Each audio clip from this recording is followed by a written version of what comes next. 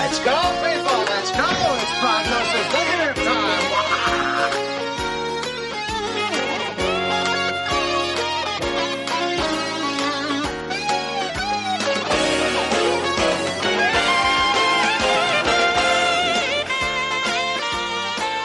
Hi, this is Eric. Hello, ladies and gentlemen, those in between, and unaffiliated. This is Isaac. And welcome back to Prognosis Negative, episode 54, following up from last time. We are here with the sequel to Tron Legacy. What do you say, tomorrow, you and I hit the arcade. First game's on me. Can we play doubles? On the same team? We're always on the same team. Good evening. Our lead story, Kevin Flynn, was reported missing. The visionary icon and Encom CEO skyrocketed to the top of the tech industry. He was last seen at home with his son, Sam, leaving behind an empire and a now orphaned little boy.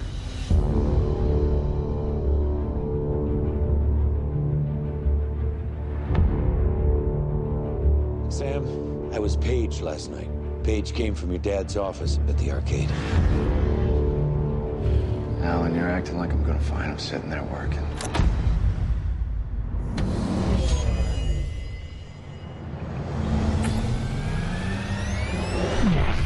Where am I?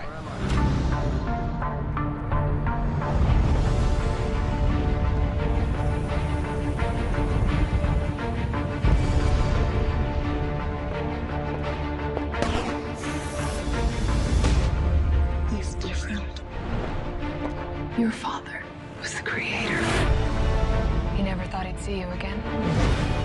Dad. Sam. Long time. You have no idea. The Grid, a place of infinite possibility. It's incredible. More beautiful than I ever dreamed.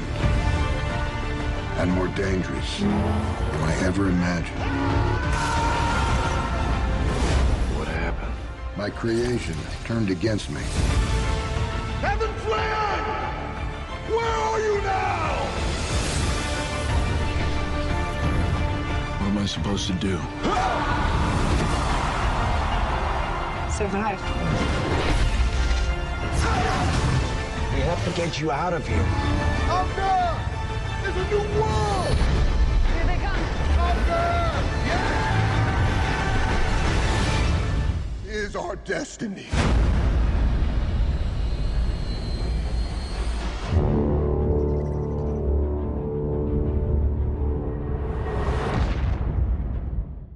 Oh boy, here we are. Tron Legacy 2010, 28 years later from the original, at least at the time of releases. Was this the greatest sequel you've ever seen, Isaac? Good question, actually. Putting me on the spot here. Dang. I won't immediately just go to Star Wars. That's too easy. I'll just say Fist of Fury to Fist of Legend, both are great, and both go watch them because they are both doing two different things, and they are both great films. Well, yeah, that is like a remake, reimagining, or something, reboot. I don't know what you call it, but I wouldn't call that a sequel. Return of Swamp Thing is pretty up there. Okay. I'll say that. Oh, Captain America Winter Soldier, that's also up there. To be fair, I'm not saying this is in my top 5 favorite sequels or anything like that, but at the very least, is this a good sequel? See, okay, I won't say a sequel, but... You don't say this is a sequel? Hang on. Hold your horses. Sorry, I gotta be careful where I gotta be very careful because I'm...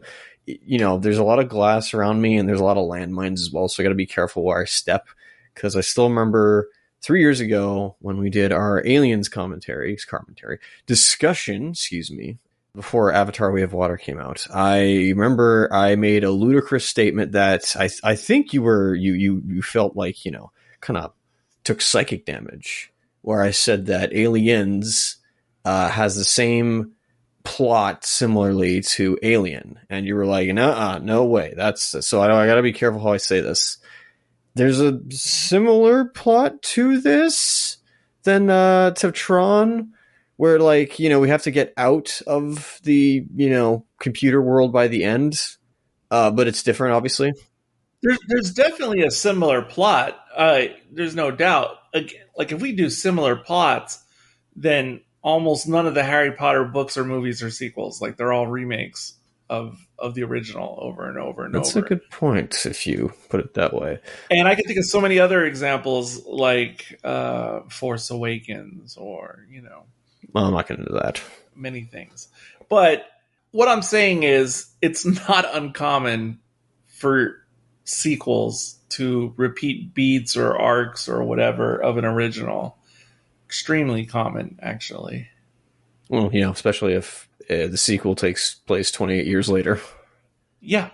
By the way, that's an aptly named title, I guess. And more fitting, I suppose.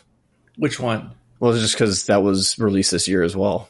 Wait, what was released this year? Sorry, 28 years later. Oh, okay. Yeah, aptly titled. That's funny, actually. Sorry. Okay. When you said aptly titled, I wasn't sure if you meant... Yeah, because this was, No, I get what you're saying now, but initially I was thinking Legacy is an apt title, or what are we saying? And, between Tron 82, I guess, and then Legacy, that's 28, and then between this and Ares is 15, so I'm like... that's a long time. Trust me. I definitely changed as a person between 2010 and now, but that's for a different discussion. I was not even conceived or even realized at all by 82. But it is still crazy. It's pretty standard now. Like most any movie that's 15 years old still looks fresh as a daisy when you watch it now. 2009 was when I started noticing in my local area all the movie theaters were getting retrofitted to digital projection. Yeah, the new age was upon us, certainly by 2010. What is, Eric, at least, so, which copy did you watch this on? I actually watched it on the Disney Plus stream, which... Same with me. I own the Blu-ray. There is no 4K yet, and it's the same exact cut and everything as the Blu-ray. Okay, so they didn't upscale it to 2K? No. Okay. Wait, when do they ever upscale anything to 2K? I thought like with Star Wars on here, I thought they slightly updated it, like slightly enhanced the graphics somehow. I say enhanced, but I thought you made some mention of that. Oh, I don't know if they enhanced the CG, but Star Wars, prior to being on Disney Plus, was already made 4K for release, so then Disney Plus just carried that over. Oh, I see. This movie has not officially received that treatment, or at least it hasn't been released. It probably has received the treatment because a lot of times what they do nowadays is once the third one comes out, and obviously that will have a 4K release, then a lot of times they will release like the original, the first and the second, in 4K at the same time that they release the third one. That's what usually happens. I don't know for sure that's what's going to happen, but there's a good chance that's what's going to happen. Let's just start this off before, discussing Caleb's big elephant in the room with a certain de-aging. I think we've had this discussion offline before, but let's bring it into this discussion now. Because they have the deepfake guy who helped make Luke Skywalker's face a lot more well-realized in, I think, what was it, like Mandalorian Season 2, and then later Ahsoka or whatever, or forgive me, I don't know this stuff. But yeah, you got it right. Because they have that guy, and because, that was, how long ago was that? Like 3 years ago, 2 years ago? Obviously, this is the beginning of the, digital de-aging or like facial replacement. Tarkin obviously comes in from this. So I'm basically just wondering, if they were to make a 4K release of this, and I assume, we haven't lost the master tapes to Legacy, or, original master code or whatever you want to call it. Can the program wizards, geniuses that they are, can they go in with current, 2025 6 or 7 code and then insert it into Bridges' face and make it look, potentially without having to do much? Can they go in there and make it look, a lot more, I say smoother, but, look more, human-like rather than the like the Beowulfs, the what is Polar Expresses or the Christmas Carols of the late aughts. By the way, speaking of those movies by Robert Zemeckis, Yes, that would be cool if they redid those films, like kept all the original mocap. I had never thought of that. That would look great. And they obviously do this with video games all the time, like Last of Us, etc. Yes, unfortunately. Yeah, but maybe I wouldn't be so creeped out because all those Zemeckis movies, I've never wanted to watch any of them, especially the Polar Express, because it always just creeps me out just seeing clips of it. Although I did like Beowulf, and I saw that at the movies, even though it has that creepy look too. But anyway, 100% they could do it to this if they wanted to. Now, of course, it would cost money. And yes, even though someone could do it at home for virtually nothing but their own person hours, they wouldn't go that route with this. They would still spend like $1 million or something if they were really going to retrofit it and make it proper, which, yes, they could, but I don't know if they will. Sure would be nice, though. I definitely wouldn't be against that. I can definitely tell, like, the look of or at least the look in the real world from, like, the start and the end. But there does seem to be, like, a muted color to it, or, like, the world's kind of faded almost, and that probably is, like, the digital cameras they were using. Conversely, this was the same year that Prince of Persia was released. Did a commentary of that, I think, 2 years ago with Caleb. Thoroughly enjoyed it despite the obvious specifics of casting choices. But honestly, like, that looks like I think that was still shot with actual film. This, I think, was, at least in the, real world stuff, I believe it was, I think, digital film instead, which is fine. Nothing wrong with that. But I actually don't mind the muted colors to it. Like, it doesn't give it like a 80s quality. Like, the 80s fetishization is not with us yet in this. This is more what, like, the new 10s are going to look like with their, like, retrofuturism. I think the fully realized world of the grid kind of is what humanity will look like one day if you saw it from the eyes of 2010s.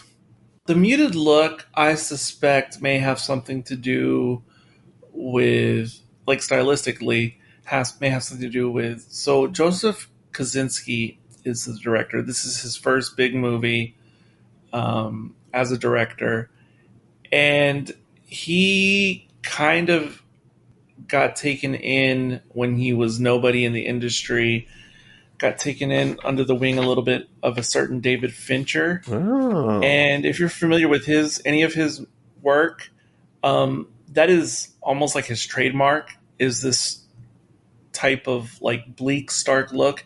It's a little bit similar to some Nolan films, some Villeneuve stuff, where things almost look surgically clean. And Fincher definitely has that in his style. So this, especially the earthly scenes, seem Fincher-esque to me.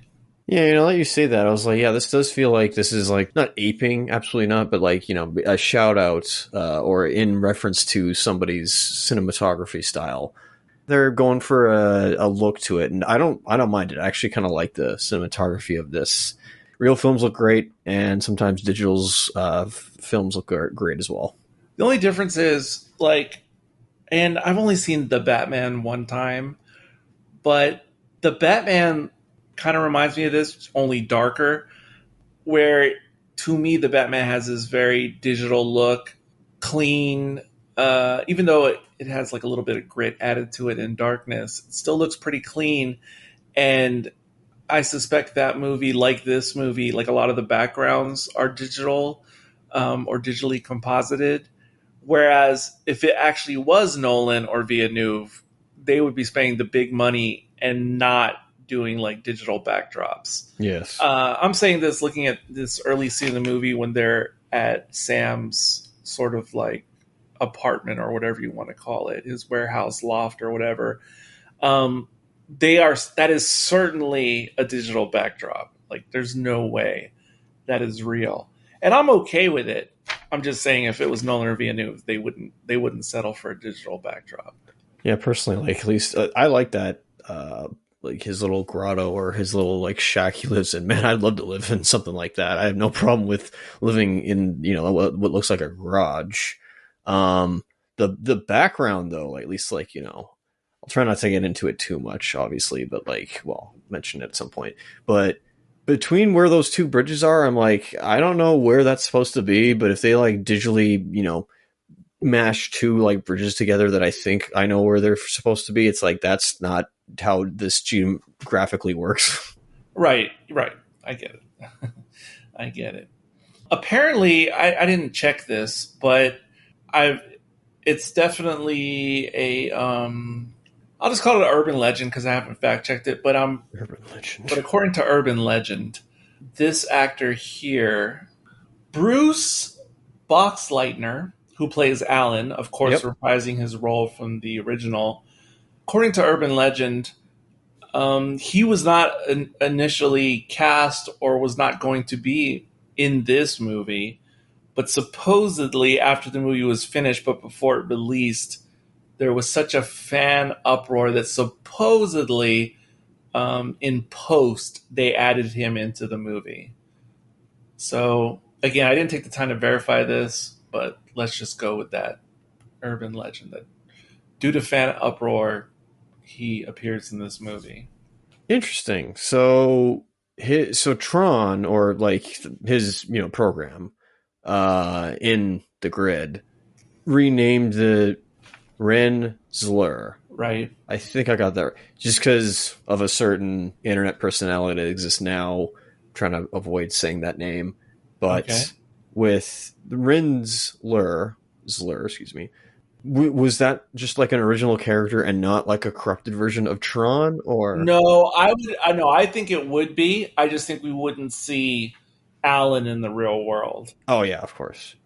Yeah, I'm pretty sure Renzler would have been there regardless. But the scenes that they filmed between the son and Alan, that, you know, that's actually, you know, them having a conversation. That's not just like the son reacting, or Sam. That's not like Sam just, you know, talking to nobody, right? Like is he just like talking to somebody else, and they instead reshot some takes where Alan is in theirs instead? I don't know, but I mentioned this last time when we were recording something different. I already can't remember the last thing we recorded for Novice Elitist. Strange Days. Yes, thank you. I'm going to go with the Occam's Razor, which is when they did the reshoots, they shot those scenes for the first time with him actually speaking to Alan. Okay. But again, I don't know. That's just... I'll say it. I like that he was here. I actually agree. 100%. I'm happy that he was included in this film and not just Jeff Bridges. It would have been cool if they had the lady, I forget her name. Lori, I think. Yeah, it would have been cool if she got her in there, but... Yeah, I don't know what she would have done. Obviously, you'd have to like write a whole new thing. But it would have been nice if he just had like a phone call with her or something, or like an email, even if we don't actually see the actress. And see, I didn't know what the relationship between the three of them was. Okay, friendship, yes, but I don't know what her... Because I know she gives... Flynn a kiss in the original Tron. Now I don't know if that was playful or if that was just like just a playful thing or whatnot. But like I assumed that Laurie and Alan were like an item. It seemed like it.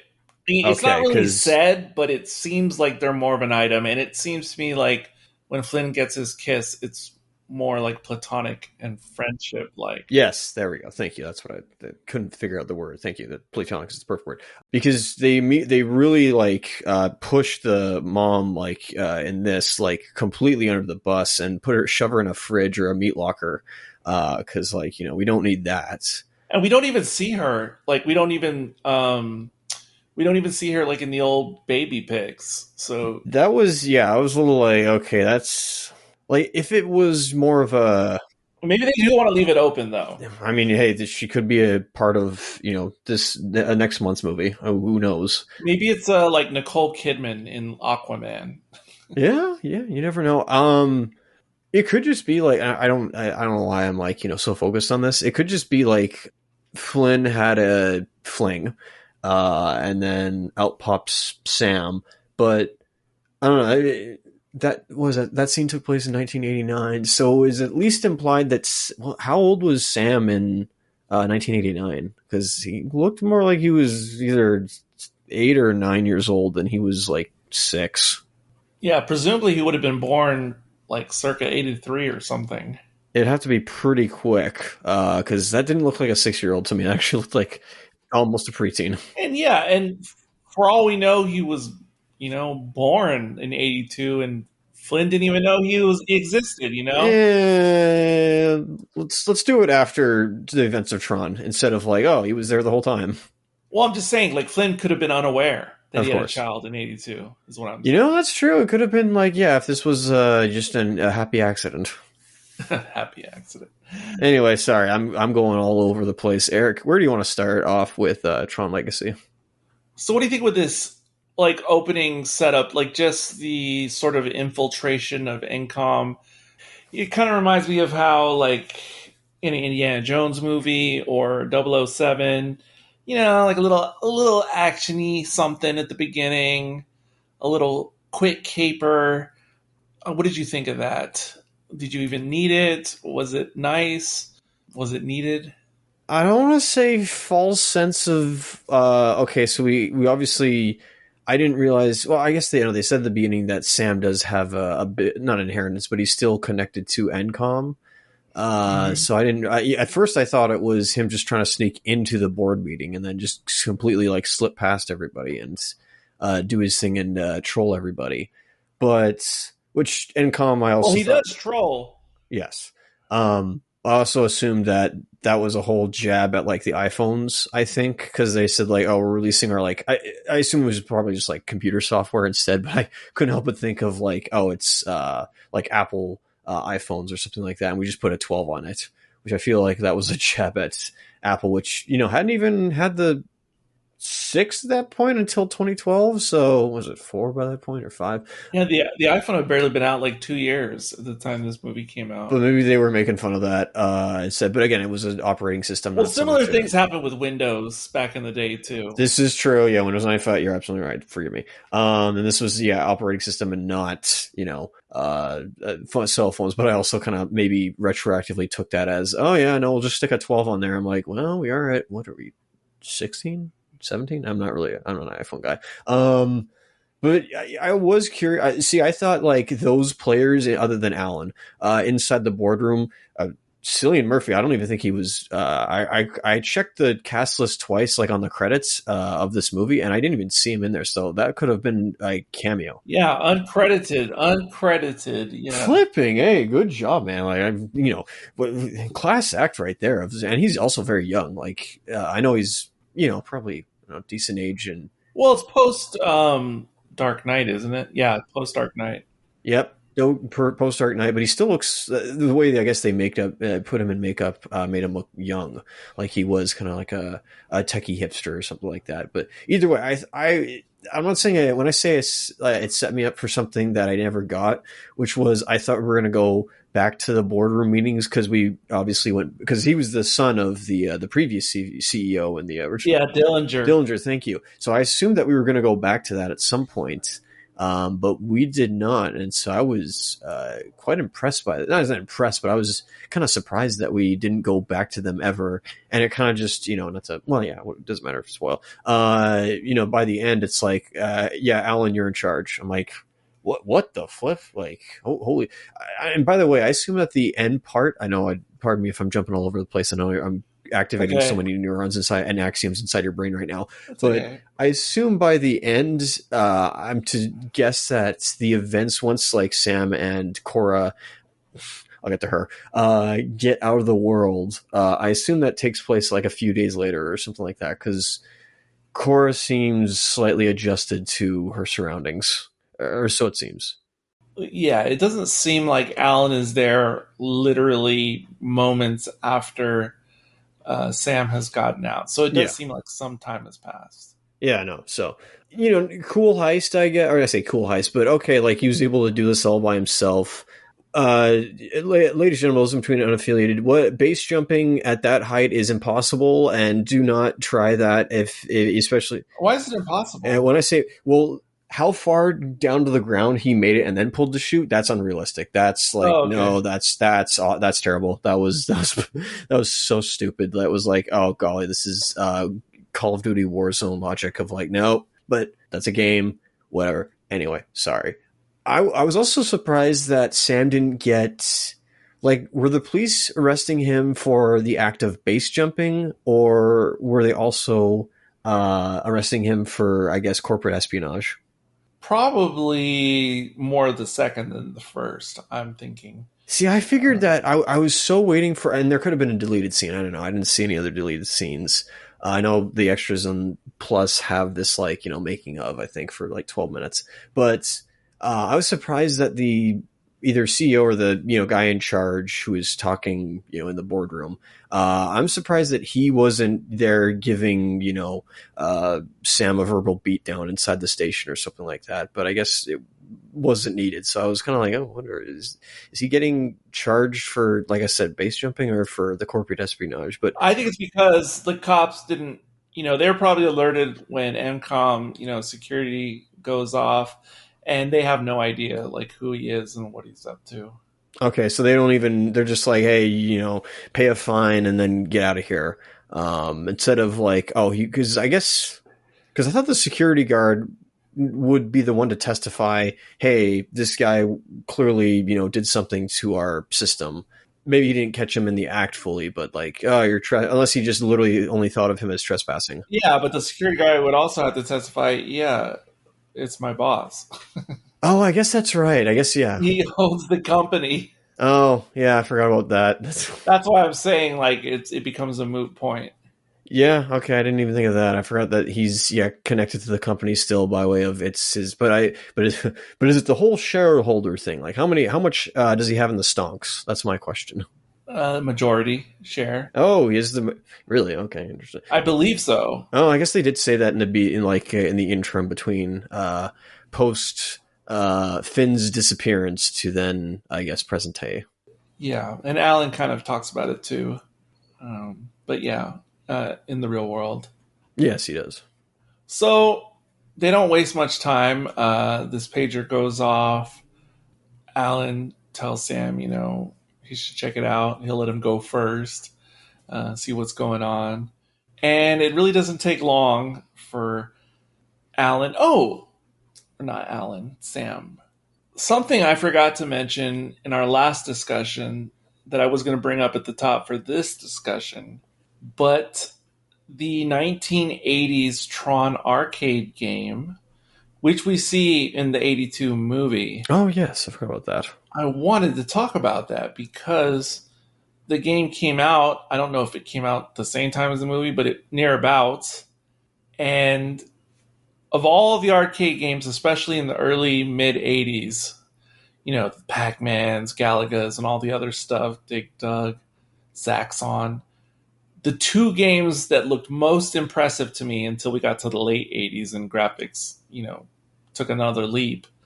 The two games that looked really incredible to me in the early 80s in the entire arcade were the Tron video game and the vector graphics Star Wars Death Star Run game.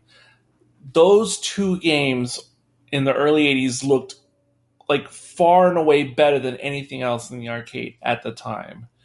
And the Tron game was absolutely awesome. I was never good at it, but you had the light cycle game. You had the, I forget what they call them, digital creepers or something. The animated spiders in the movie. There's a sequence where you have to defeat them or kill them. There's the Master Control program, and there's one more game. I don't know if it's the tank battle. And so you play through the game and it's like 4 mini games, and you beat and if you just keep not dying, you keep going through the 4 mini games and they get harder.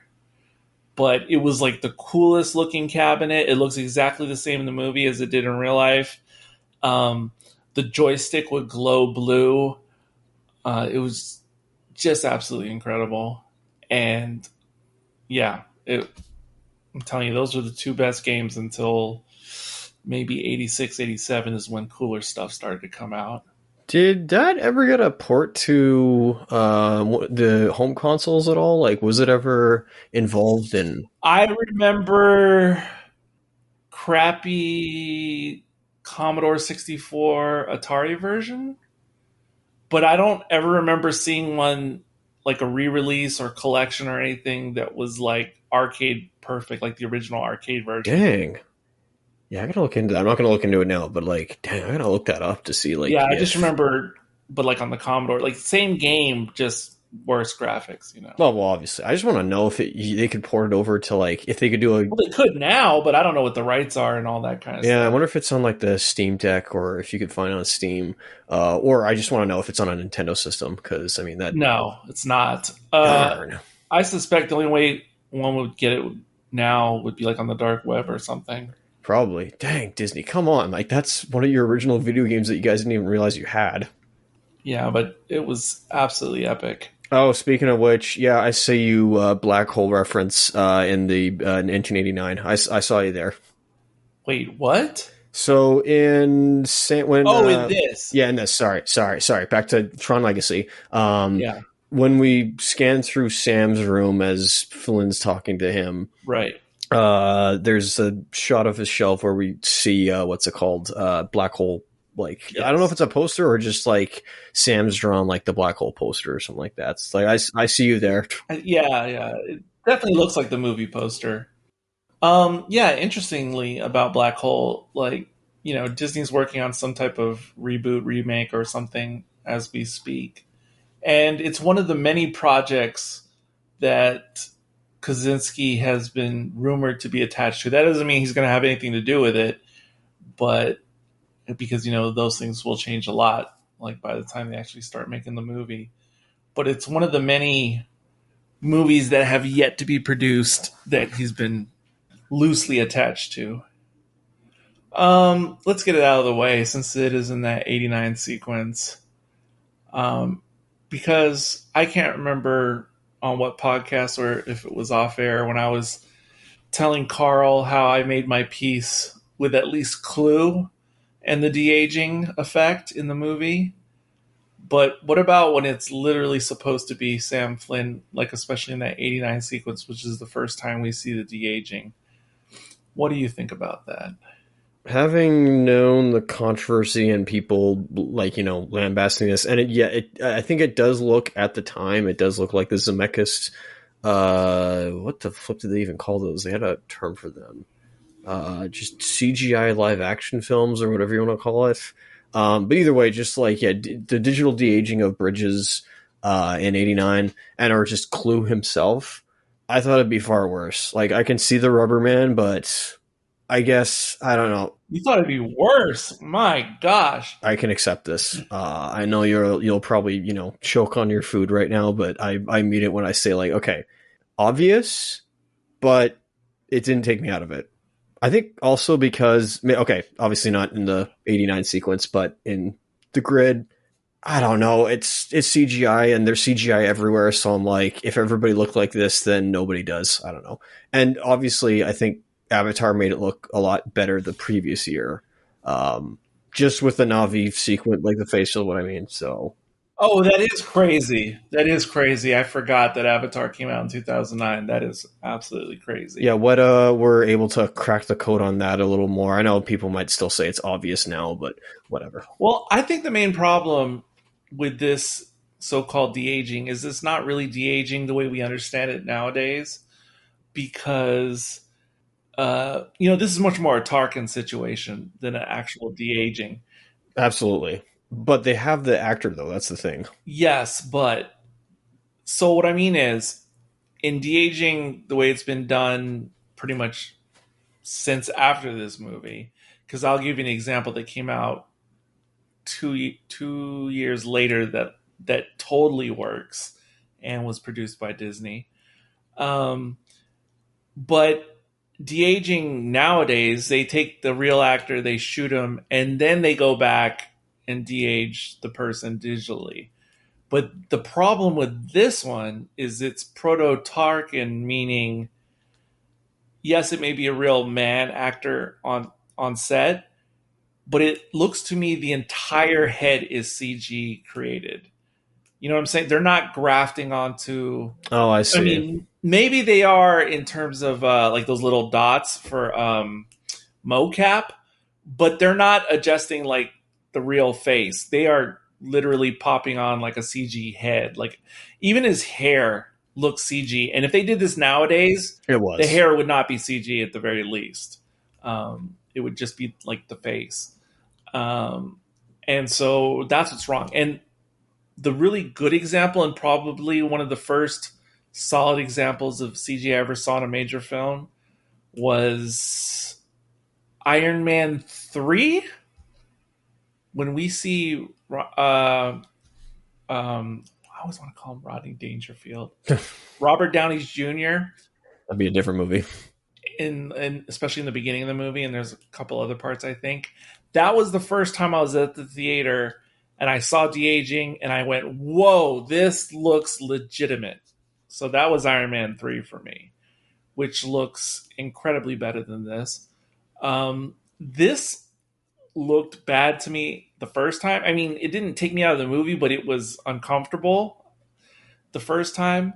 But it has only gotten significantly worse as the years have passed for me since this movie.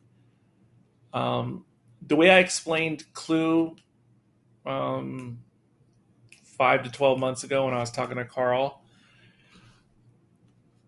we were talking about Tron for some reason. Maybe we were doing a Star Wars podcast and the subject of de-aging came up. And I said, in the moment, Clue, I'm going to accept him in his CG face because it is established in the movie that he was never a completed program. So maybe the other programs have more realistic faces because they were completed, but because he was half completed, that's how I'm justifying the uncanny valley for at least Clue himself. But again, nothing can be done about Flynn. Even when we see the archival footage in black and white through supposedly a television screen early in the movie, even with the filter to make it look like archival 80s television, it still looks like a CG character.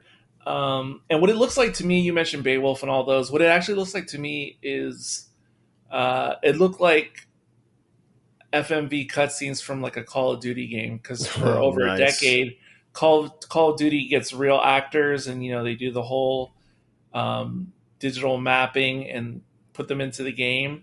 It 100% looks like a character from one of those cutscenes to me.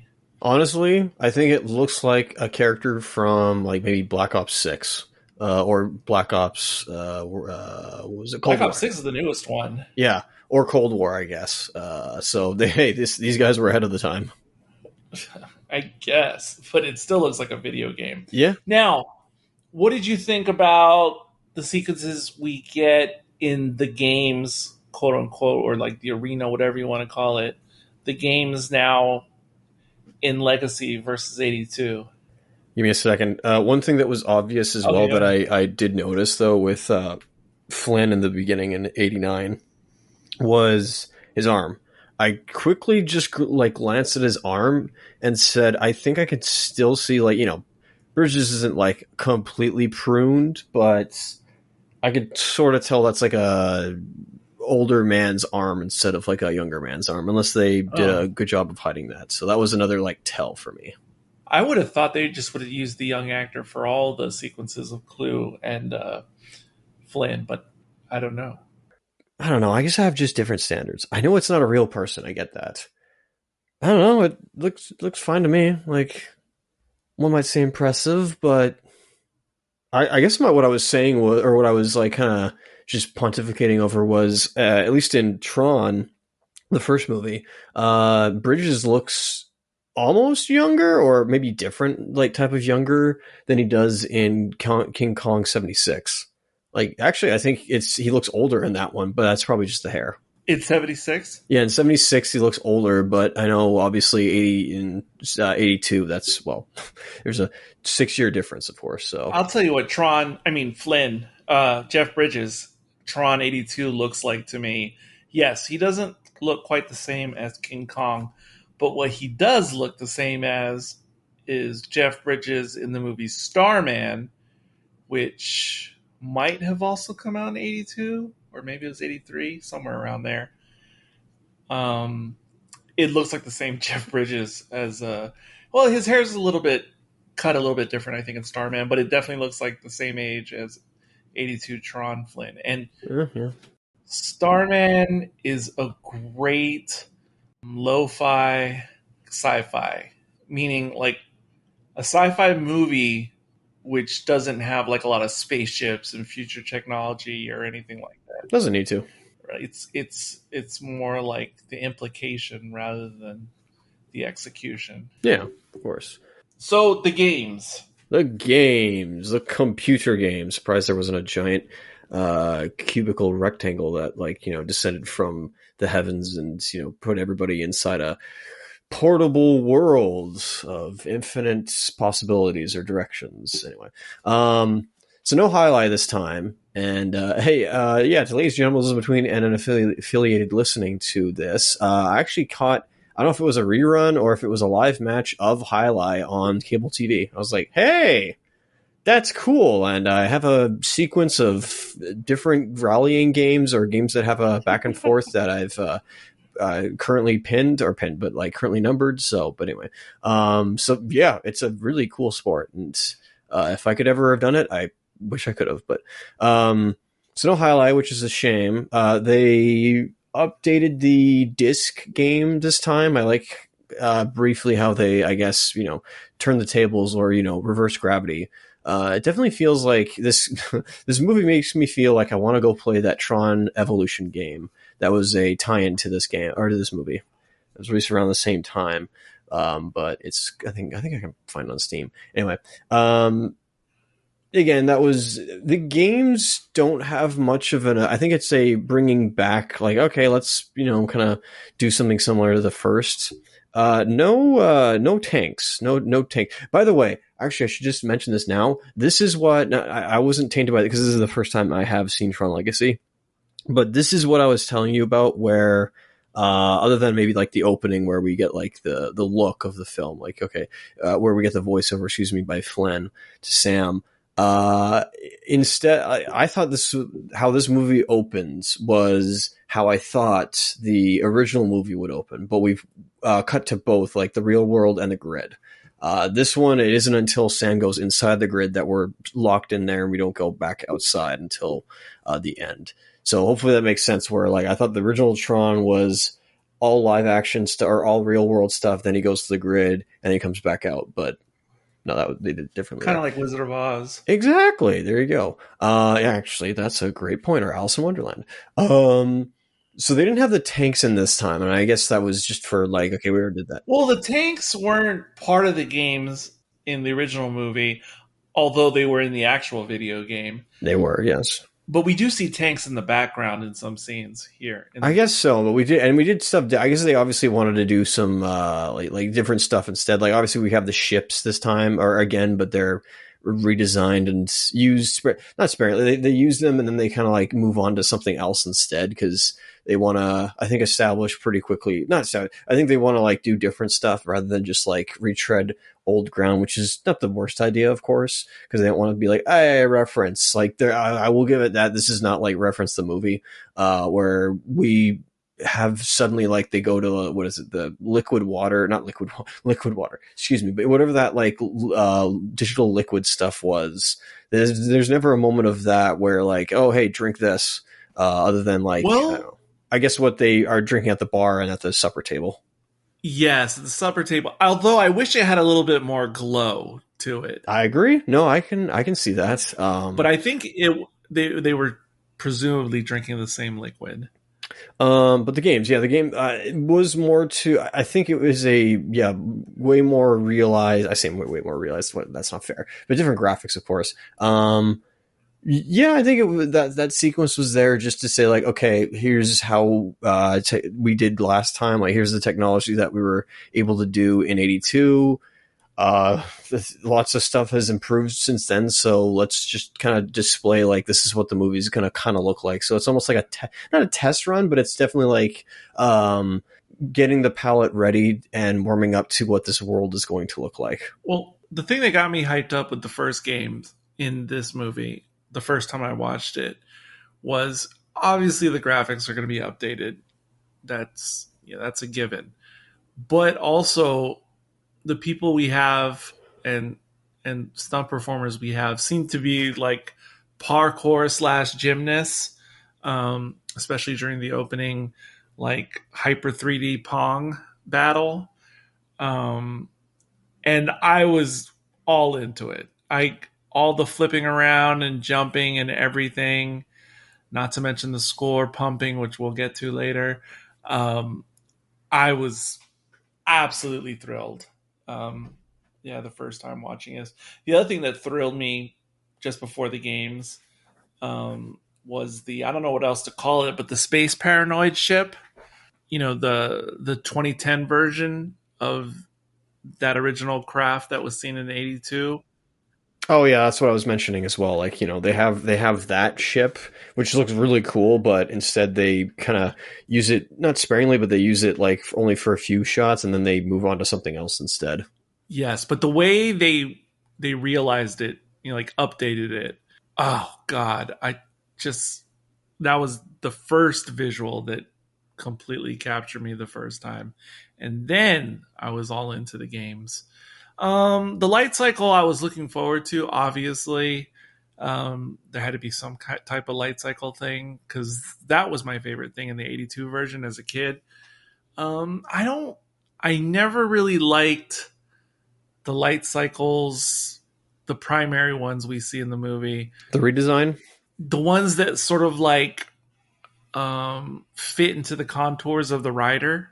Like, I'm just not a fan of that style. Is it too Dark Knight? No, it's not Dark Knight, but it kind of like reminds me of, is it the speed skaters in the Olympics who have like the crazy helmets? Yes.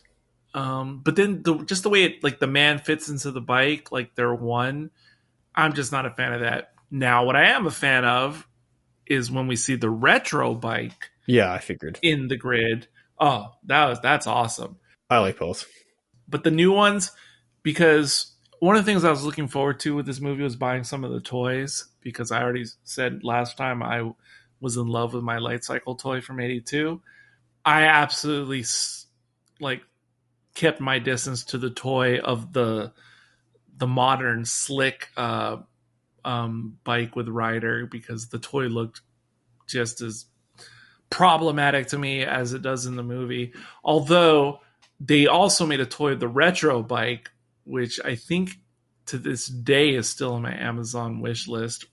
Oh man, 15 years ago.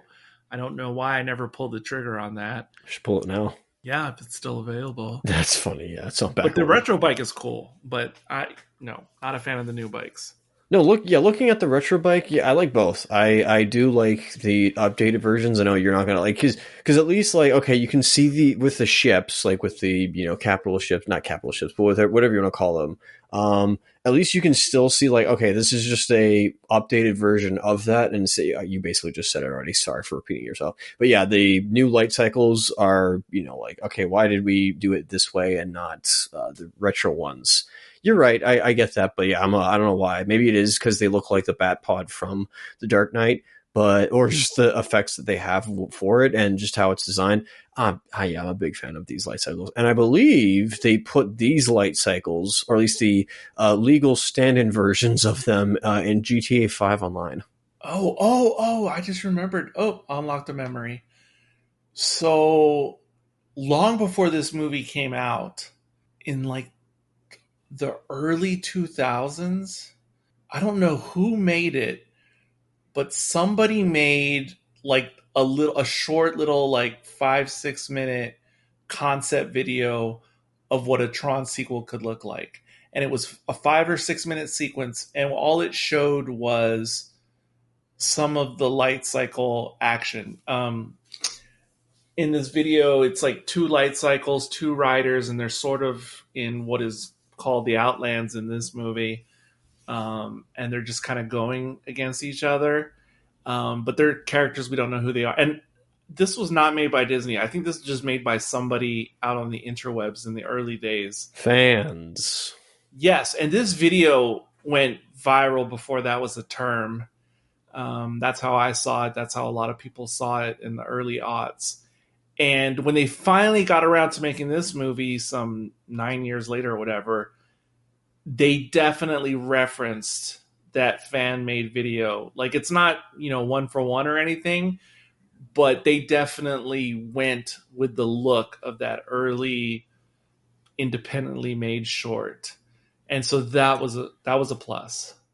Also, the level or world arena of where they do the light cycles, the layout of it in this movie, I don't know that this was intentional, but back in the days of Mario 64. Oh, I know exactly what you're going to say. Yeah, because we used to play combat mode a lot when we would have 4 players at home back in the day. Oh, man. Because I don't think anyone ever played combat mode after Mario 64. But when we used to play combat mode, there was one level that seemed to have like the same kind of layout as this level where the light cycles go against each other. Yeah, obviously small, but where they had like 4 layers or something like that.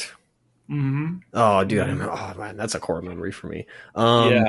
Yeah, I actually like that as well, where they updated it not just in just special effects or computer effects, but in this case they actually added dimension to it, like just how they did the disc games, where it's like, okay, now we're gonna instead of it just being like, okay, you fall to your death like an endless pit. This time it's like, okay, you just die from, I guess, like a high fall.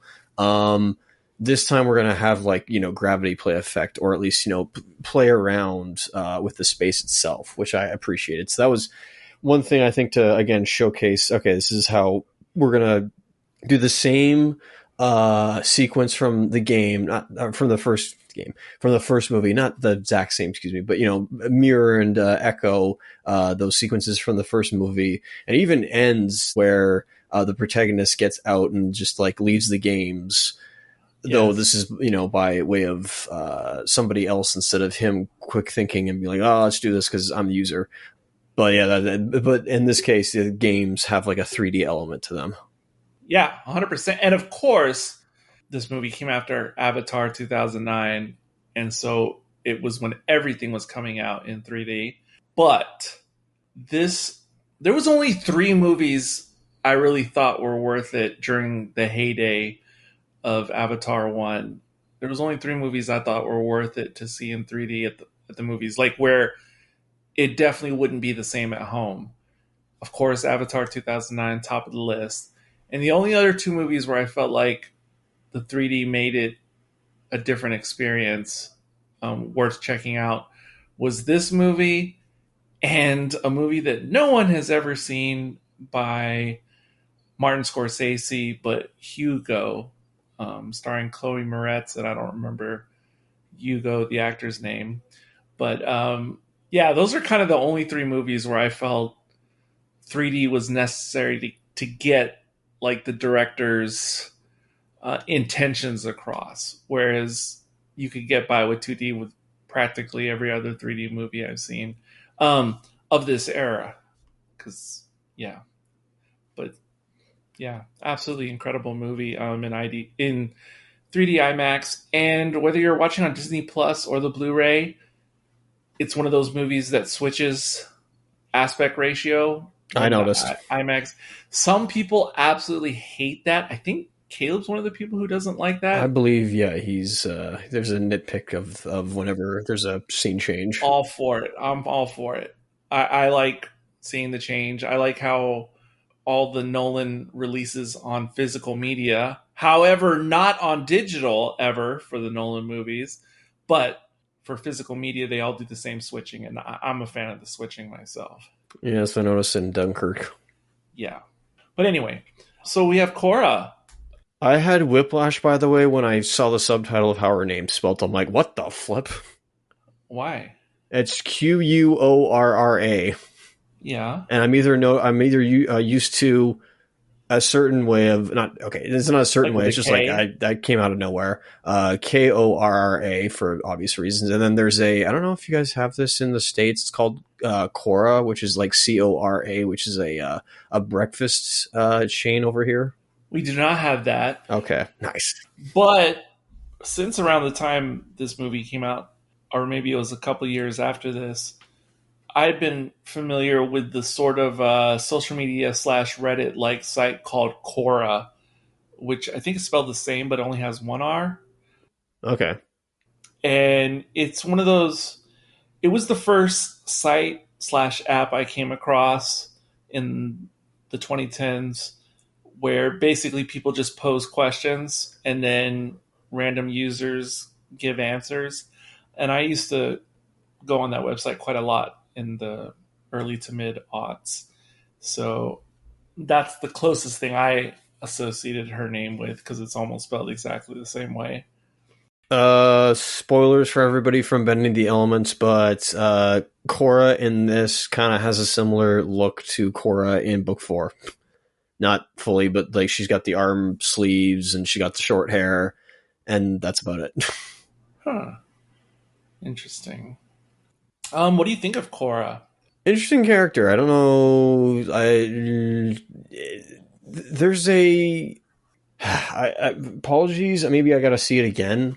But I have like this is like a second or third draft, and we still need a final draft before we get like a movie. I say a real movie. That's not true. This is a real movie, but just like, that's the thing I get from this. Like, I mean, this time you get your money's worth if you were like, oh, the first Tron was only like, what was it, 90 minutes or whatever, which I was still surprised by. This is 2 hours, 8 minutes or whatever, which was like, 10 minutes for credit sequences. I know you really want to get into like the religious implications here. Not necessarily, but go on. Okay, that's fair. Like, I'm not evoking anything, but I don't. It's funny that Wilde has like a similar, maybe not similar role, but I'm also thinking of her role in Cowboys versus Aliens the next year, where she also is kind of like the special in a way. Like, well, turns out in the end, like she's part of the alien side, and this, like, she is a wow, like. Okay. I saw that movie, The Movies. I forgot she was in the movie until you just brought it up. Yeah, I know. And in this, she's the last ISO. Ha ha ha! I see what we did there. That's only for me. I guess there is something here. Maybe I need to see it again. I don't know, but I'm not really getting much from her. I'm not saying it's bland. I'm just saying, like, I don't get much from her other than, like, she's supposed to be this, miracle, like not she, but like this, there's an entire race of miracles that occurred where it's like, they're not saying artificial intelligence, but just like digital beings themselves have manifested without people programming them into existence. Or maybe that is AI. I didn't even think of that, but it's if AI was able to somehow reproduce itself spontaneously and without any command codes. And for those who are familiar with Blade Runner 2049, very similar theme in that movie. Oh yeah, I guess so. I think that one goes further with that idea personally. Well, yeah, because they are essentially androids who exist in the physical world. They're not programs. Because presumably Clue and other programs at this point, well, you could even say in the 82 original, are proto AIs. I mean, Master Control, if it was real, must be like a virtually sentient AI itself. But again, the difference here, though, with the ISOs is that they sprang from nothingness. They weren't... Yeah, like a flame. Spontaneity. Yeah, exactly, as he said. Spontaneous. There we go.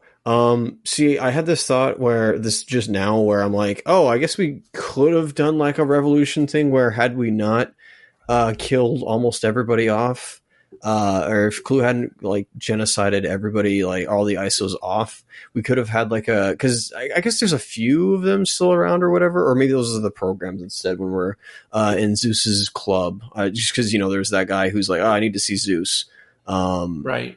Because he mentions like there's like a revolution or something like that. So I presume, like, I was almost thinking like, oh, we could kind of do a revolution story, but I'm like, oh wait, that was the original as well. Tron also kind of had that. We got to fight the revolution of the Master Control. I'm like, oh, that's funny. But I guess that is the funny thing as well. Here's what I thought. Here's what I also thought. I thought that maybe this is in like 2010, so 15 years ago. Maybe somebody told me loosely the plot of, probably not. I'm probably making this is all fever dream, but I feel like somebody explained to me that, you know, there was there was Clue, and then there was Jeff Bridges, like there was Flynn. I thought it was, and today I was even thinking like, oh, is Clue just like the Clue from 82, but he went rogue or something like that? No, it's a new version of Clue. It's the same idea, like the same program that Flynn writes, but it's not that one. I thought it was that one had survived from 82 and then came, like, you know, I don't know, just like took over or something like that. Yeah, I get what you're saying. But we didn't do that. But obviously, yeah, there is another element of like, not like control has returned. Yes. Where there is like a dictator, there is like an empire. Yes. And in this case, it's Flynn. Clue, but it's Flynn instead. So the hero kind of is, in an interesting way, almost like, we don't go into it fully, but maybe we do. The bad guy is the good guy from the previous movie, but not fully. Well, yeah, he's like a shadow of Flynn. Yeah, or like it is a cool idea, and I think you could get like either a book series or like a television series out of this potentially. Yes. I don't know what that would have looked like, but I see potential for the sequel similar to what the original was. Well, we're like, oh, there's like definitely a lot of places that you could go with that. A lot less exploration of the surrounding areas, I'll say that.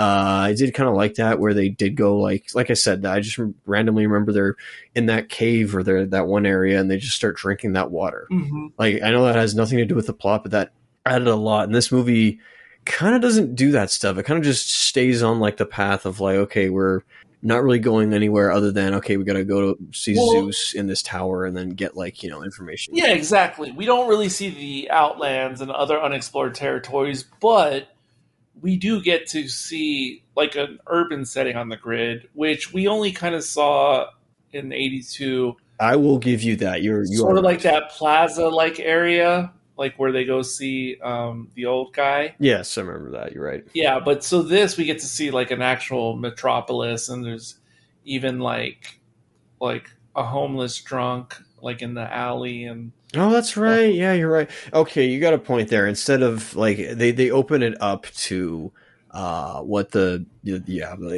urban set. You're right. I forgive me. I was just a fan of like, oh, we're actually like going into the wilderness.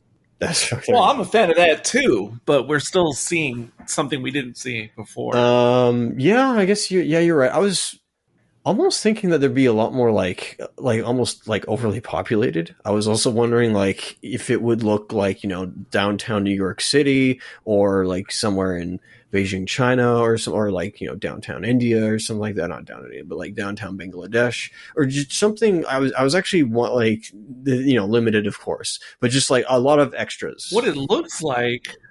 Well, yeah, not with the extras, but the architecture itself.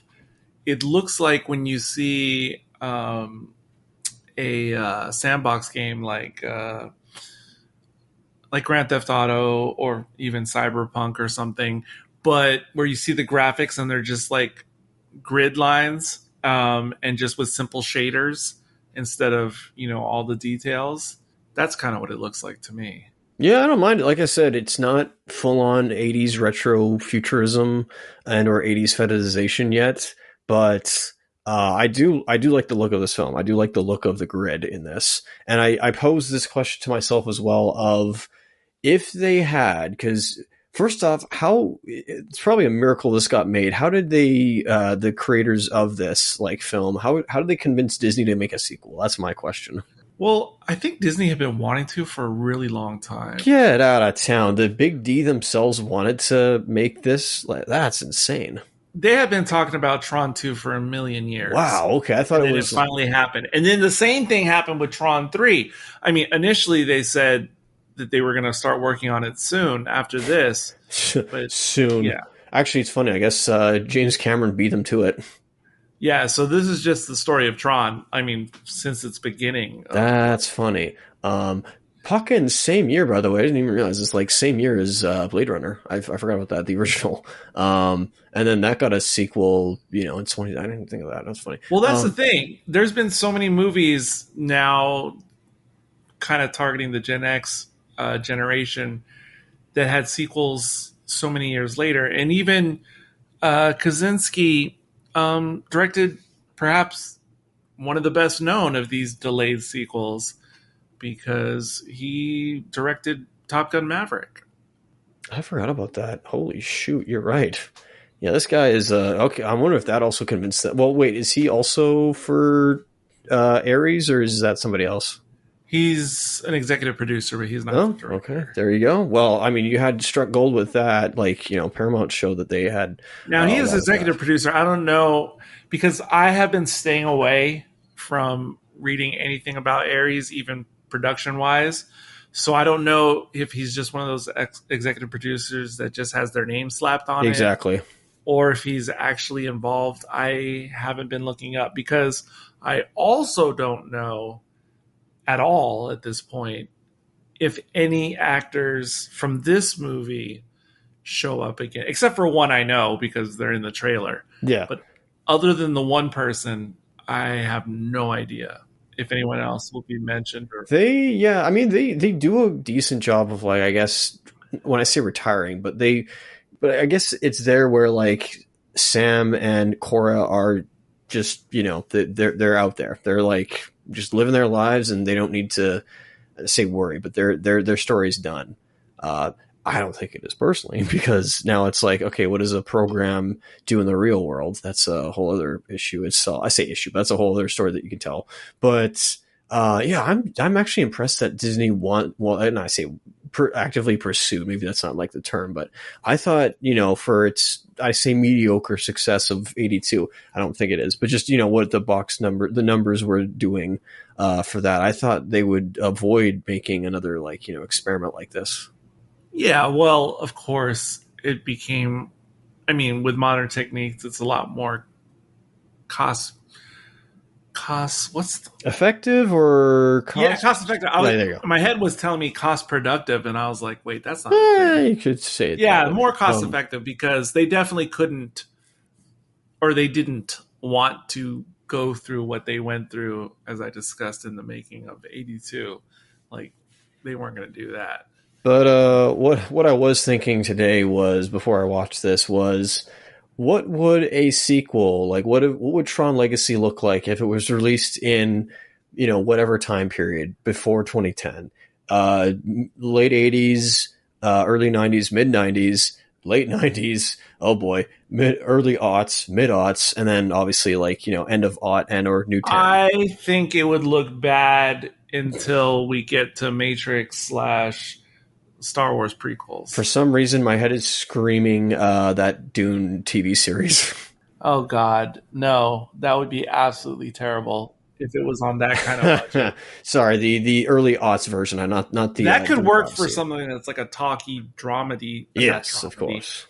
Draw sci-fi, but for action, that would be absolutely dreadful. Not even just action. I'm just also thinking of the visuals as well. It's like because I remember saying this to Caleb recently. I say recently, but we did a discussion over this one anime from months ago or from years ago, and I said it'd be with ChatGPT. Obviously, it can't make a full on animated sequence, but it can give you images. I want to see what ChatGPT would create if you gave it the instructions of make Tron Legacy, but it's in 1983 graphics or computer effects or practical effects. I think you'd have to, if you wanted to make it quality visually, if it was done in the late 80s or something, I think you'd have to go animation. Not CG animation, but just animation. Oh, yeah, of course. I think it would have turned out dreadful. Different. Again, on your own time, you can watch on YouTube or something later, Dailymotion, the short-lived live-action networks series Automan, which tried to bring the look of Tron to the small screen. Interesting. Okay, Automan. Yeah, check that out. I mentioned that last time, but check it out. Oh yeah, you did. Yes, you did. You're right. Yeah, I remember that now. Yeah, but check it out. You can watch it. It's definitely interesting. It's not the same universe as Tron, but it may as well be. It's basically like a PI in the real world, circa early mid '80s, who seems to. It's like if a program got out of the grid and became the PI in the regular world. Not symbolic, but one thing that I guess I noticed that kind of like a reflection of the real world to the grid was Sam's house to Flynn's house, or like their residence, and the contrast I guess between those two. You could do maybe a short video essay on like, here's how the architecture differs from both, or here's Sam living in the real world, and then here's Flynn living in his like idealized room or whatever you want to call it, with like it's stark white, it's minimalist, it's got all these books, he's intelligent, blah blah blah. Did Flynn Sr. did his decor remind you of anything else from another movie? You're talking 2001? Yeah. Well, yeah. I mean, there's some different stuff. I like the water. I think that one, it's a little bigger than the not rest out. What did Caleb call it? He actually just listened to him call it something. It's called something in 2001, but I can't remember what it's called. Rest station? No, something that's going to come to me later. Like way station?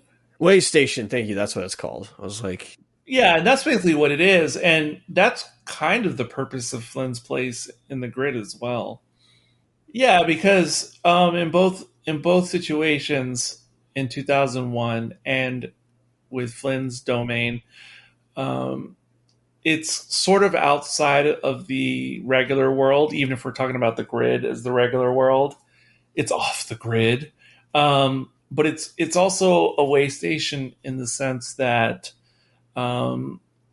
it's a place in between, like physically, literally, and symbolically, of it's like a stop before we get to the next iteration or the next, the next age, so to speak, in both 2001 and in this. And, you said the word architecture a couple of times. I don't know how much this factors into anything or not, but before he got into the film industry, Kaczynski, the director, went to college and he majored in engineering and architecture. So I don't know how much that factors into this. And this was his first big movie, and his next big movie came out about a year or two later, and that was Oblivion. Have you seen that? Oh my goodness, yeah, 2013. That now all of a sudden, like that's the sequel. And was Wilde in that, or no? I know it was Cruise and Morgan, but Tom Cruise obviously, and that's probably where the relationship. Wow, that's the connection, right? Yeah, no wonder. Yeah, it leads to Maverick. Okay, yeah, no, that guy. Yeah, no, now I can all of a sudden like connect those two together with like. And it also had a soundtrack, I think, by M83. Oh, cool. And Oblivion, I went out and saw it right away at the movies because of this movie. And it's not as good as this, and I've only seen it once all the way through. Same here. But it definitely, like, the look of the technology, the futurism, like, it definitely felt like it was by the same guy or designer or something, of the way the sleek grid technology looks in this movie. I think Michael Sheen's character, I haven't really seen it at all. Okay, well, yes, I have. There's like a character from the Matrix sequels, I think, that's not Resurrection, but the other two, where there's like a guy who either owns a club or something else. I kind of felt like he was similar to him, not the exact same thing, but where, he kind of has a club to himself. So I just also I like Michael Sheen a lot. We saw him in Paris. I like him too, but this was also during a time when it seemed like Michael Sheen was in everything. He was just in like serious movies, dramas, period pieces, sci-fi. Like he was just everywhere. Underworld Rise of the Lincolns. Crap, I actually forget what that one was called, and I did a commentary on it. Whoops. Was he? I'm not even sure. Was he in the Twilight Saga? I think he was in the last one. I think he was. Yeah, I can't remember, but yeah, he was. I think I remember seeing him in the previews, but I haven't seen any of those movies, so I have no idea. Yeah, but him in this movie in particular seems a little bit weird. Like, I'm not saying this is the case, but he seems like a well-known actor who was like, I love the movie Tron. Please put me in it. Like, almost like Samuel L. Jackson being in the prequel trilogy or something. Huh. I don't know that there's any truth to that. I've never heard that rumor. That's just how he comes off to me, as like someone who, because of his reputation, was able to say, I want to be in this thing. Or like Christopher Lee in Lord of the Rings or something. Yeah, I don't know. I just assumed it was a. Okay, again, I don't know this. I'm not basing this off anything except just this weird feeling I get with him playing this role. I don't call it a, like, you know, it's a disposable. I just assume like, oh, he was casted for it, or like somebody said, hey, you want to do this? So yeah, sure, why not? And it's a small role, but one that, you know, he's a sleazy business owner, I guess, and tries to barter with Clue, and then bites it in the end, which I'm like, yeah, I guess that makes sense. I do wonder if it was his idea or Kaczynski or someone else to have him do his little Charlie Chaplin, his little frills with his cane that he does at the end of the action sequence. Yeah, I assume that was all like ad-libbed and or at least not rehearsed. Well, maybe, hey, I'm going to do some goofy stuff. Keep the camera on me. A little Charlie Chaplin and Singing in the Rain right there. Yeah, and then also like Penguin, he starts blasting. Yeah. Oh, and someone else who really stood out to me, not going to lie, first time I saw this movie and every time, my low-key favorite character besides Cora, a certain Gem, spelled Gem. Do you know what I'm talking about? Zeus's right-hand woman. Yes, her. I'm seeing her on screen right now. And she's the one that kind of dresses down and then dresses Sam up in the armory. So interesting thing about her, because she wasn't really known for much at the time when she was in this movie. But I just learned yesterday that she is a cousin of another notable actor, a certain Kyle Chandler. We know him from a lot of the legendary Godzilla movies. But not only is she his cousin, but there's another member of the family who is making waves in 2025. But basically the breakout actress sort of lead in Alien Earth is Kyle Chandler's daughter.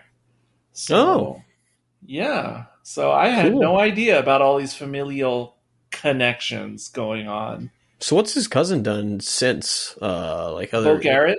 Yeah. She mostly did television. Oh, yeah, that's cool. I think she was on one of the Law and Orders. Oh, yeah. Okay. And other television. She's had other movies, but I don't remember seeing anything notable in it, in her filmography, even though it's quite big now in current times. Her biggest role that she was known for outside of Tron Legacy in film was she had some role in the Rise of the Silver Surfer movie in 2007. Oh, what the flip? That that gave me whiplash. But yeah, that's like her most notable film role besides Legacy. Flippin' A. Well, I think she's better in this than there, personally. She played Captain Ray in Fantastic Four: Rise of the Silver. How generic. No, I'm just kidding. No, she's okay in this. I say okay. It's like, oh, okay. I hope she gets better. I hope she gets some great roles. She was in a bunch of episodes of the series I never saw called The Good Doctor. So, yeah. Interesting. But yeah, that's Bo Garrett. And yes, I was kind of obsessed with Gem. I remember also something else that used to happen a lot in 2010 and thereabouts, was whenever a new big movie would come out, it was big in those days to have like the official website for the movie. Oh yeah. And they would have like wallpapers and things you could download. I downloaded all of them, but especially the ones with Gem or Cora. I just downloaded. I remember I downloaded all those wallpapers and I uploaded them all to my PSP, and I would cycle through let's PSP go. wallpapers. Absolutely. Fucking sick. Let's go, man. Just gave everybody whiplash. And when I had my PS3 and you were able to customize your wallpaper, I could never figure out how to do that, man. I guess you had to upload it by USB. I forgot about that. Yeah, never mind. Yeah. USB or I should do that with this thing. I got it. I'm literally like touching it right now. Yeah, Cora on the couch. That was my wallpaper for the longest time on the PS3. And I think I'd sooner have her be in her like combat stance, but that's just me. I just thought she looked so cool on the couch. But anyway,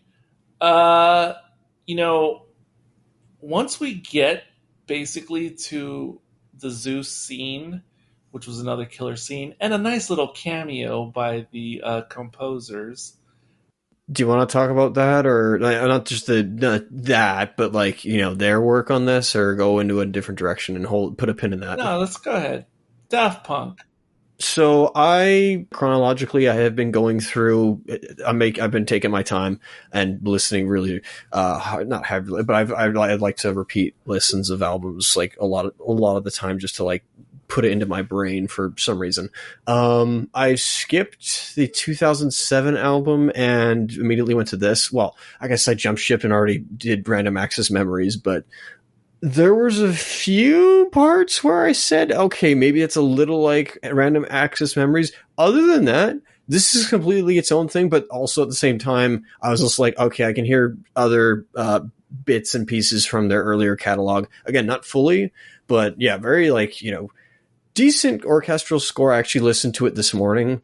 But as my co-host of Test for Echoes would put it, before we would review anything, 3 times, listen to an album 3 times just to kind of let it sink in.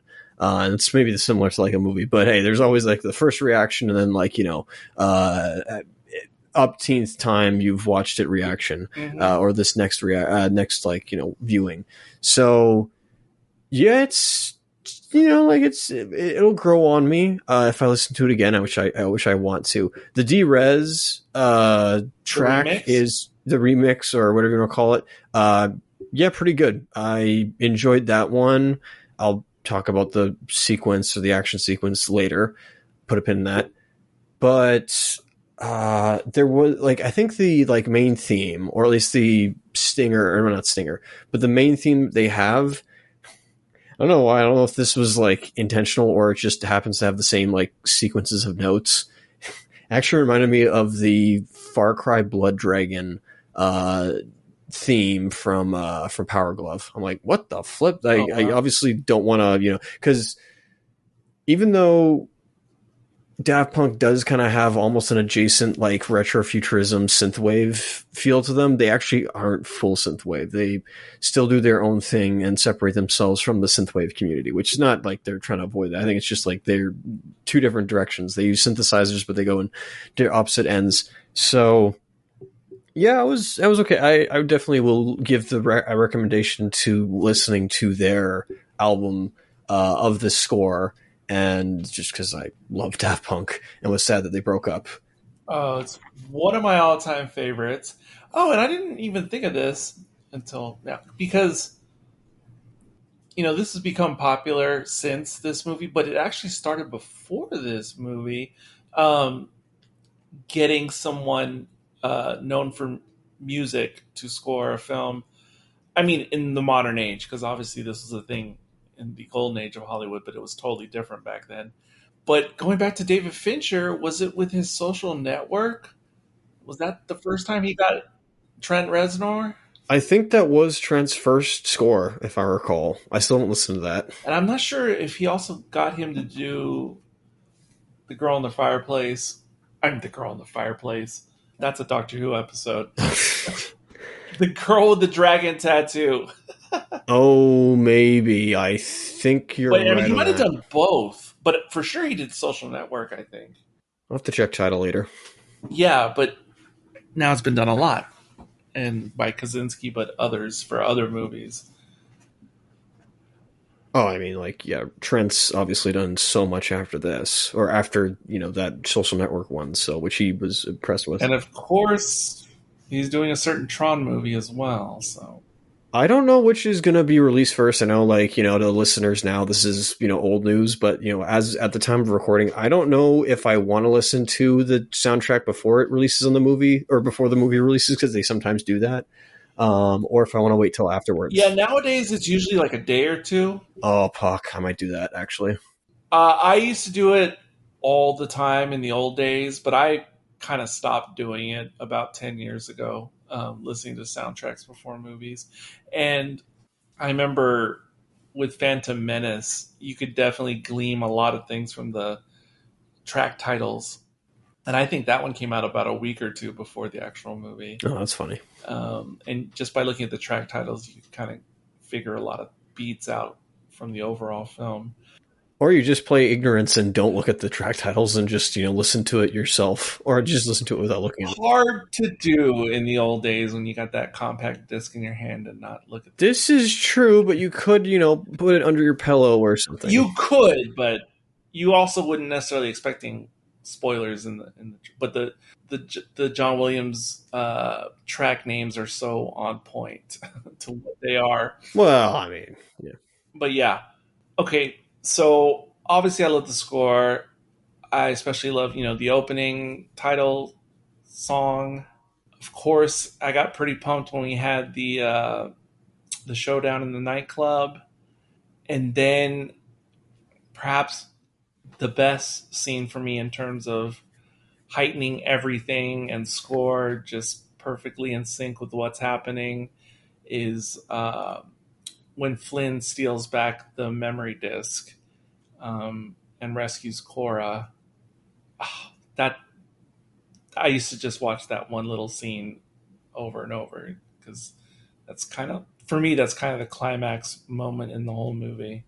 Yeah, before it becomes, a dogfight chase, which is different, of course. And I was going to say earlier in this conversation when we were at the nightclub, once they flee the nightclub, if this was a video game, you're on rails. And you've begun the end game. Yeah. Because, everything just kind of goes by movie formula, if you will. You're on a roller coaster, basically. Yeah. Yeah, in more ways than one, but yeah. Yeah, well, yeah, you're literally on like a train sequence. Yes. In this. Just like the first one. Or whatever you want to call it. Yeah, that's the repeating part of this. Except there's no like master control they have to get rid of, other than, I guess, Clue. Yeah, Clue basically becomes like the master control program. But different, which I appreciate. With a body and more personality and, and he's more flawed because Clue, as opposed to Master Control Program was more like Skynet, like this thing becoming bigger and, just kind of gobbling things up. Yep. But Clue had more of a soul, I guess, in the sense that this is the whole trope, like Frankenstein or Frankenstein's monster. Thank you. Who are the other unfinished guys? Ultron, actually.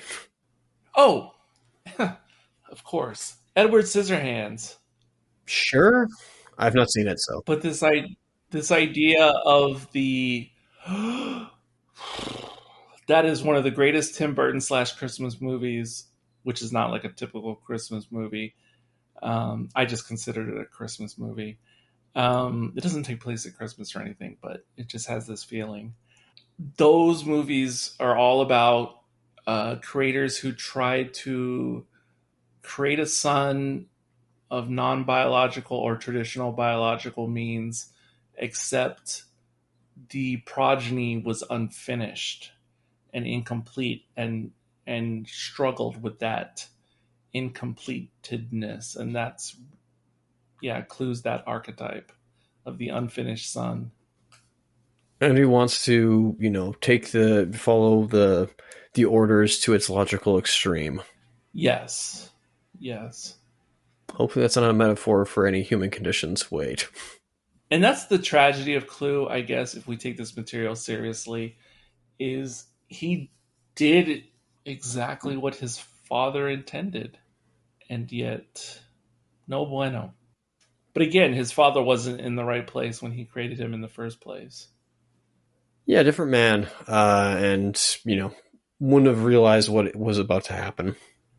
Yeah, this is why they always say you have to take this into consideration when any regular nuclear family has multiple children, multiple births, is that you have to think about the parents not as being the same parents for, let's say there's 3 children in a family.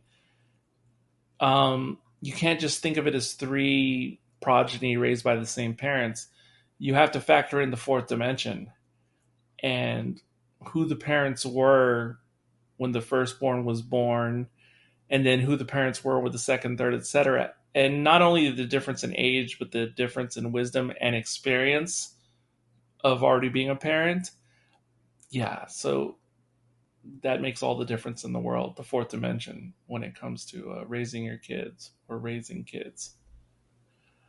In the little Dateline, NCOM City, the little catch-up reel at the beginning, we get a sequence of de-aged Flynn, and he's like giving, you've seen the famous ad for Apple from the 80s that looked like the sequence from the 1984 film version of 1984.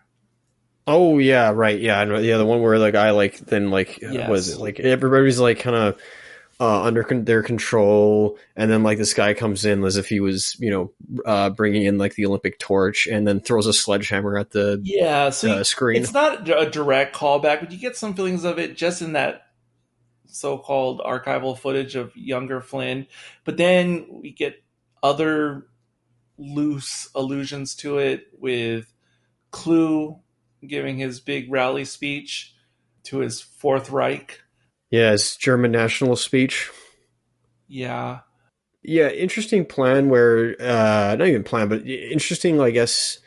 I assume Clue has an influence in the social aspect of this world as well, where suddenly, like, the appearance of another user, people kind of scoff at, and they don't have the same reverence as they did in the first one.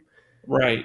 So that I mean, this is all subtle. I don't need it to be like I think you could explore that either in like a 2049 level hard movie. I say hard movie, but just a focused movie. This they do it's differently, which is fine.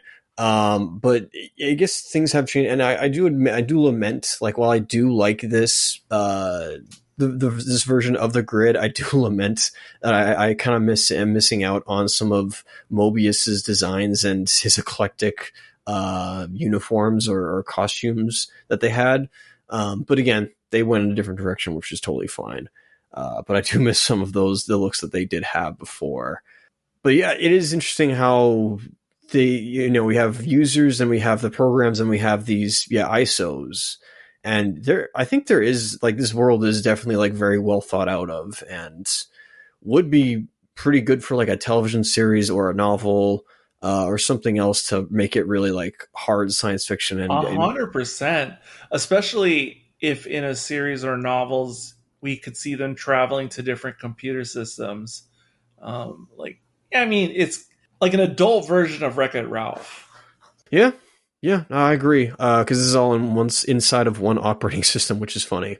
And it is kind of funny where in the beginning, so in what was it, when we're in NCOM in present day, and they give the whole like, oh, Alan's like, oh, how come? What's the difference between this like operating system and the previous one? Oh, it's got a 12 in it, and then Sam's prank of, I'm going to give the operating system for free online. So it's open source rather than closed source. And I think Clue makes a mention of that in his Third Reich speech, where he mentioned something about it being opened to them or something like that. I'm like, oh, so it's the same thing, but worse.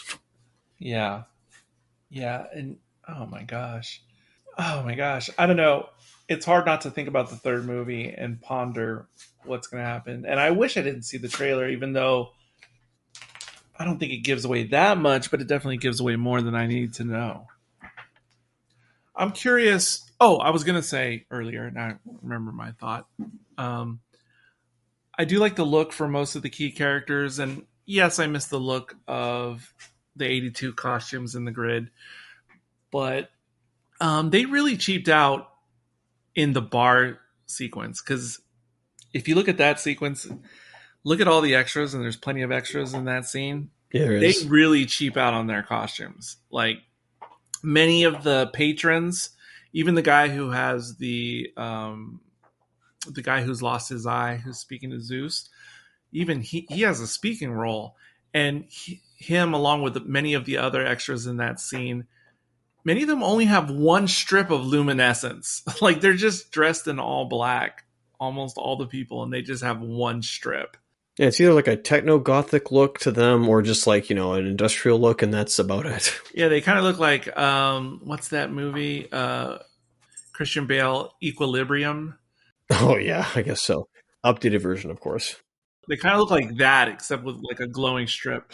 And if you watch the behind-the-scenes featurette, it's probably the same one that I saw on the Blu-ray a million years ago. All they did was, they had access to this kind of, at the time, new like luminescent fabric. I mean, they're battery powered, and there's these little strips that you can cut into whatever shape you want, apply them onto clothing, and then they're battery powered and they glow. But if you watch the behind the scenes, like the unfinished product, like just the actors, talking, off camera or whatever, it looks really fake in person.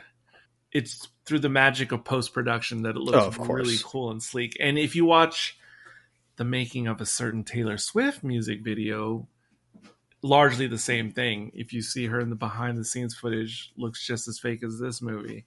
But then the final footage looks... Well, there's the magician's trick right there. Yeah. But I like it. And I like... I don't know. It doesn't need to be the same, and it just makes sense, especially 28 years later, how different everything is. And it's cool to see. Now available for streaming. Like when they're inside, like their little flyer or this or that, it's cool to see like the actual physical thing. I mean, it was really cool seeing the inside of the tank too, and the Space Paranoid in 82. But obviously, you couldn't make this in 2010 and make the set look like the Aha video, like that. I don't know. I mean, that would be something, but I don't know what it would be. For the plan, I guess, for Clue's plan of like, getting into our world and, say, as one, I think I watched like somebody review this or whatever. As one person pointed out, isn't it going to be weird when they all of a sudden like get into the real world and they're all like not stuck, but they all kind of like fit inside a room, and they're like, we have 1,000 or more people, and it's like now suddenly they're all human sized, and they're all gonna die from filling up a room and breaking the fire code. I don't know about that. One would think they would blow right the... When you said they'd all be in the room, for some reason in my head I was thinking they would pop out into the real world and they'd be like a millimeter tall. Well, then how come Cora wasn't that though? I think it's established. No, she wasn't. But now, then again, that could be an ISO thing or it could be a program thing. But I'm going to assume it's the same thing for programs. Yeah. They would be life size. It's just I thought you were suggesting that someone said they would be like tiny and. No. But it's just funny. Like they become human sized, and then suddenly 500 people fit inside like a small tin can of a room and break the fire code. Like, that's gonna not be great. That's a clown car situation right there. Certainly. But yeah, and then the end goes as it needs to go for a messianic type story.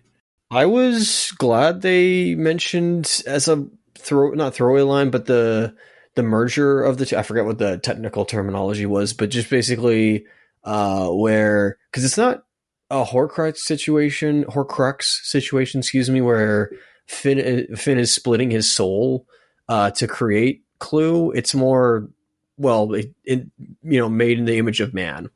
Yeah. And not clone, obviously, but like different self, I suppose. Weird version of, not weird version of a clone, but just like a weird definition of a clone. Yeah. But I'm glad they had that piece of that line to like, I guess not justify, but to make me go, oh, that's what's going on. The merger of two, which antimatter, matter, boom. Yes. Oh, there's your Eric. There's your nuclear or Cold War. No, not really.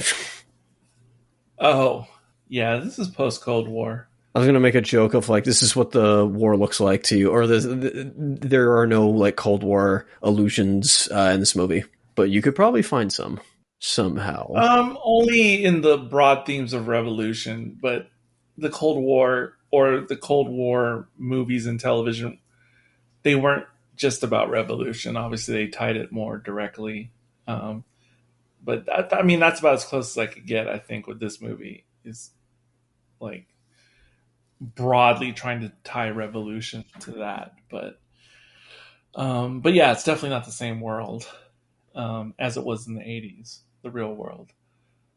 I also thought of, at least with how, and maybe this is another way to explain Flynn's, talents, or, just the way he might be a mage in this world. I more thought of it as like, because we're the one, like, okay, creators, yeah, that makes sense. Because we're the programmers, we're like in the real world, we're the ones that, write the stuff. I almost thought of it as like, not the ones and zeros from the Matrix, but you could probably see it that way, where we can see the code, as in we know what the code, like if the whole world is made of code, programmers can read that code, and then from there it's like, oh no, I can fix this by doing it this way or whatever. And all the denizens don't know what that means. Like they can't see the code because it's them. It's like the DNA, but because we're like beings from a higher plane, we can read that and go, oh, so this is how we do it. And so we don't really necessarily have innate powers. It's just because we have this knowledge, we can like manipulate the world in our own way. But it's not like I suddenly cast a fireball from my hand. Like, no, that's not how that works. It's just, oh, you can manipulate the world around you rather than by yourself. It's like, oh, so that's how magic works. Yeah. What do you think of Jeff Bridges and his Zenisms? And were you already aware that he's a practitioner of Zen Buddhism in real life? Oh, I didn't know that. That's interesting. Well, they brought that over in here. Well, cool. I'm glad he was able to kind of bring that to the table here. I thought that was maybe one of the writers who thought of that. Well, they might have done it for him. Who's to say? I don't know. True. I was not aware of that. I never thought that. I think of him more as a True Grit kind of guy. Interesting. Of course, he's in True Grit. Yes. Just in like, I would almost think of him as like a cowboy type guy, but you can be a cowboy and also have Zen qualities to that, and have all those books at your disposal. I think we mentioned in 82, Tron, he was like, his character Flynn was like a post-hippie. True. And then there's this. And have you ever seen The Big Lebowski? No. Well, he plays the dude in The Big Lebowski. And the dude is a very zenned out post-hippie as well. Yeah, that's true. You're right. Yeah, I assumed that, I guess he just not retreated, but I guess he chose that solace, or at least chose that lifestyle in universe. I mean, not just because I guess, yeah, what you said, like, oh, he's a hippie at one point, a very smart one at that, one with a program. But just because he can't go back, so it's like, well, I guess I'm Yoda basically, or Ben Kenobi.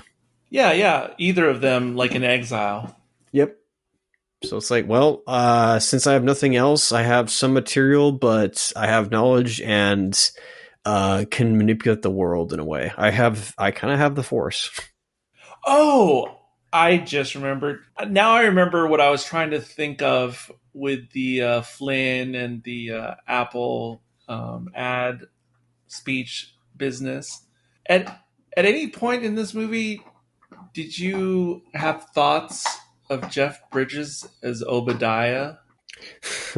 Yeah, now that you mention it, it was in my head of that, but I didn't keep it in there the whole time. I was like, okay, yeah, it's there. This is a much better performance, I think, than that. Oh yeah, intense performance in there. Don't get me wrong, but like, I think I like this one more. This performance is better, but maybe it's because I've seen Iron Man, the original 2 or 3 times in the last year. Great movie. And so just thoughts of that character and him sort of being like Clue in the real world and, trying to take over the company. And he's basically Dillinger in the Iron Man movie. And it's just weird seeing him being on the other side, or the dark side, I guess. Yeah, very much so. But yeah, it was weird to me, the parallels, some of the like loose parallels between what's going on in Iron Man 1 and this NCOM business. Yeah, he's not really stealing anything other than, I guess, like the freedoms of others. Well, I guess he also genocided a bunch of people, so... Well, he's stealing other people's ideas in Iron Man. I mean Clue in this one, sorry. Oh, okay. Yeah, sorry, to liken him to Ironmonger in that. Yeah, so obviously the closing could go no other way. Cora's in the real world. That it's a brief sequence, but God, I was like, oh, give me part 3. Like, I hope it doesn't take more than 2 or 3 years. 15 years later. I just want to see what's going to happen. And by the way, how much when they're riding the motorcycle at the end in the real world, the Ducati, how much does that resemble the real Vancouver? I'm going to put a pin in that. Sorry, put a pin in that because I have a thing to say about this. Well, shoot, I had an idea. Oh, this was just a brief thing, but like when Flynn and Sam are on the solar sail train, and Sam kind of updates Flynn about like the real world events, he skipped over the towers coming down, right? I think so. I don't think there's any mention of that in this. He mentioned something about like Iraq or Iran, something like that. And then what like Lakers beat the Celtics or something like that. Or he said like they're having a rivalry again. They're having rivalry again. There you go. Thank you. Right. I like that. It's just funny how they had to just obviously skirt over the obvious. Yeah, I think if I remember correctly, back in 2001, 2002, movies that were shot in New York City circa 2001, like they would like digitally remove the towers when the movie was like finally released, like in 2002 or 2003. The Spider-Man trailer. Ah. Cool trailer, by the way. Can I just say that? I know it's like, I don't know if it's in poor taste to say, but it's actually a cool one. haven't seen it in a million years. I'd have to watch it again. I mean, it's early footage, I get that, but it's like, oh, cool that he puts, I mean, that's a very New York thing, obviously, where he webs I think it's a car, or is it, no, a helicopter in between both the towers. Yeah. Another thing, okay, the Ducati scene when they're just, at first, they're just coming out of the forest, I guess. Reminded me of the closing sequence of a certain director's cut of another movie from 1982. Do you know what that movie is? I'm trying to think. Not in 82, right? Like, I assume you're talking Blade Runner? Yeah, Blade Runner 82. But in the director's cut, specifically, the altered cut or whatever. Which one? Not the original cut. Okay. The second version that came around, which I'm not sure if that was the theatrical version. Anyway. Gail will tell us. The one that people don't like with the voiceover. Oh, yeah, okay. It's the one that has the closing where Decker and Rachel, are driving through the woods in a similar fashion. And I think both scenes are used for the same effect. As in this movie as well. Well, I guess they're both in California, but well, I don't know. This did not look like LA to me. In Tron 82, they seem to be in California or Los Angeles area. I don't think, not at all in this movie. I think NCOM's moved to Seattle or Vancouver or something. Oh, brother. Okay, okay. So this is a terrible, like, okay, this is not on any of the workers who were trying to hide the fact. I'm like, it doesn't even look like LA. I mean, I've not like been to LA in a while. I don't think it's supposed to be LA. I don't know if they ever say in the movie or if it's, I don't even know if there's a novelization for this, but that's a good point, actually. It's not LA. It's not. it's not even trying to be LA. And maybe it's not Vancouver or Seattle either, but I think it's meant to represent San Francisco. like a, you know how it's like a DC universe version of Vancouver, Seattle? Yes. I think that's what this place is supposed to be. Well, I guess the DC version of that in for DC or for Seattle is Star City, but Oh, is Star City Seattle? that's roughly the equivalent. I mean, it is that way if you watch the Arrow series for more reasons than one. Well, that's Starling City at first, which I actually don't mind, but that's just me. But yeah, I see this as like a fictional metropolis, except West Coast, Northwest. Pacific brother. Coast. Okay, so you want to talk about like local logistics just quickly, like fucking. So when Sam's in the tunnel, so it's present day. Sam's on his motorcycle and he's going, through tunnels, right? Yes. 1, 2, 3. Fucking 4 shots of like 4 different areas of downtown. I'm not even kidding you. I'm like, I know exactly where he is in each of those shots. It's so fun. Where his house is, where the 89 house is like, I don't know, 20 minutes away from my house. Okay, maybe 40 minutes away from my house, which is funny. So the 89 house. I'm wondering about that 89 house because that sort of like flyover sequence where we go to the Riverside or Bayside house. I don't know what that was all about. I don't even know where that's supposed to be in LA. Like if it was, it's not LA. We still give it is. It's not LA. It's New York. It's not New York. It is some fictional city in the North Pacific coast. But anyway, I'm the Southwest, by the way. Thank you very much. It's 100% not LA because everything about everything screams not LA and screams. Oh, and I'm just going to say it. I probably have walked by that house many times, the 89 house. But the 89 house, when we had the flyover over the water before the house, it looks to me like cinematically equivalent to where Lois Lane lives in Superman Returns. Oh, wow. That's a deep hole. I have to go back to that one. And I was wondering, oh no, that was filmed in Australia. Because I was going to say, I wonder if that was filmed in Canada also. But no, that was filmed in Australia. I always remember that.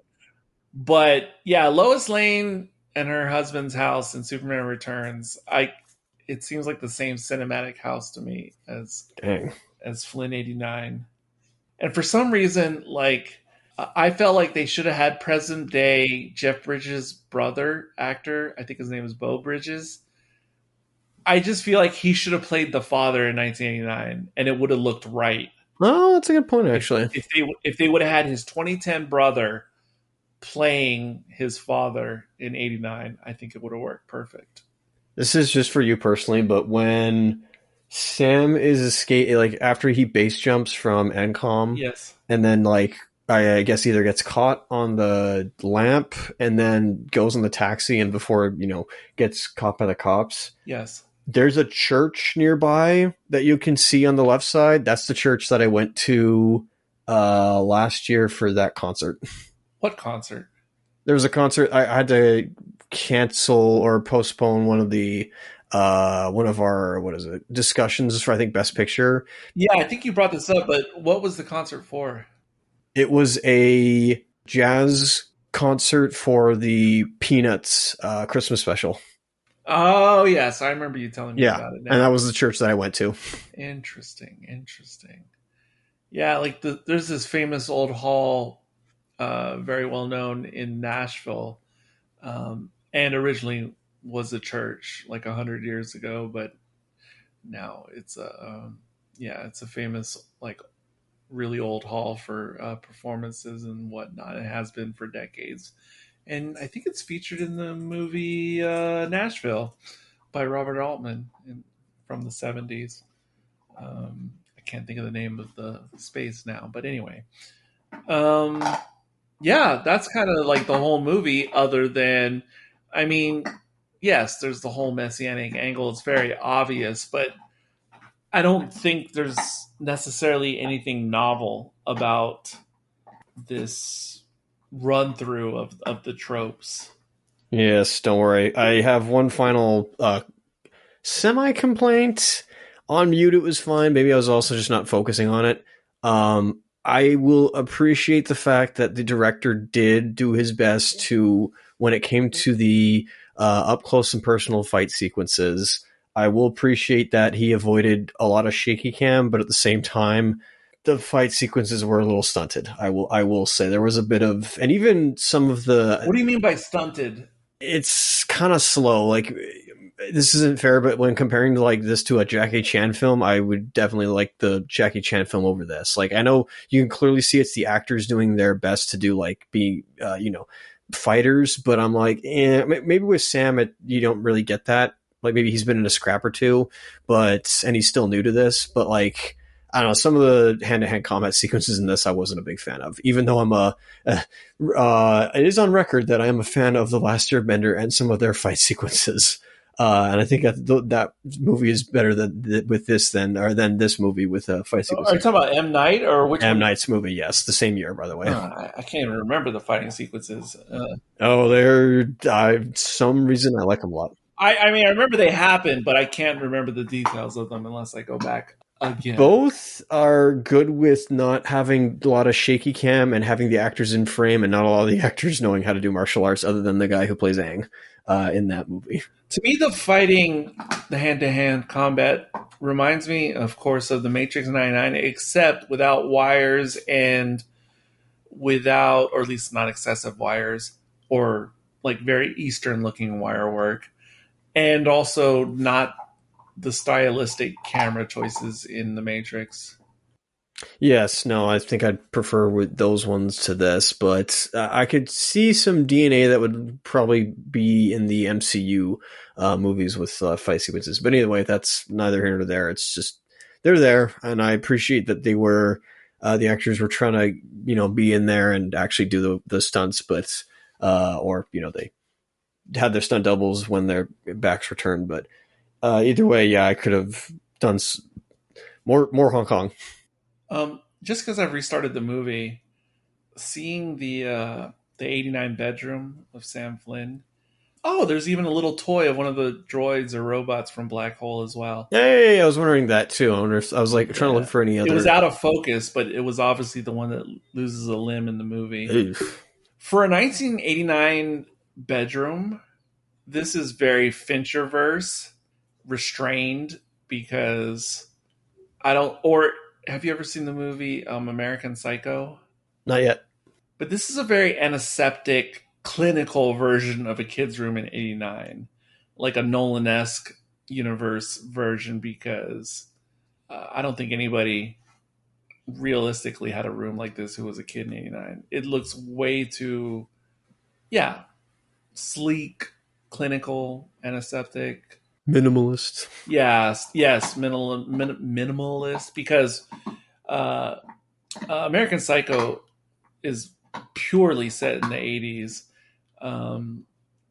though it was produced 10 years later than I think the time in which it takes place. But it has that very clinical type of 80s look itself, stylistically. Christian Bale's apartment in the movie. So this kind of reminds me of like a kid version of that.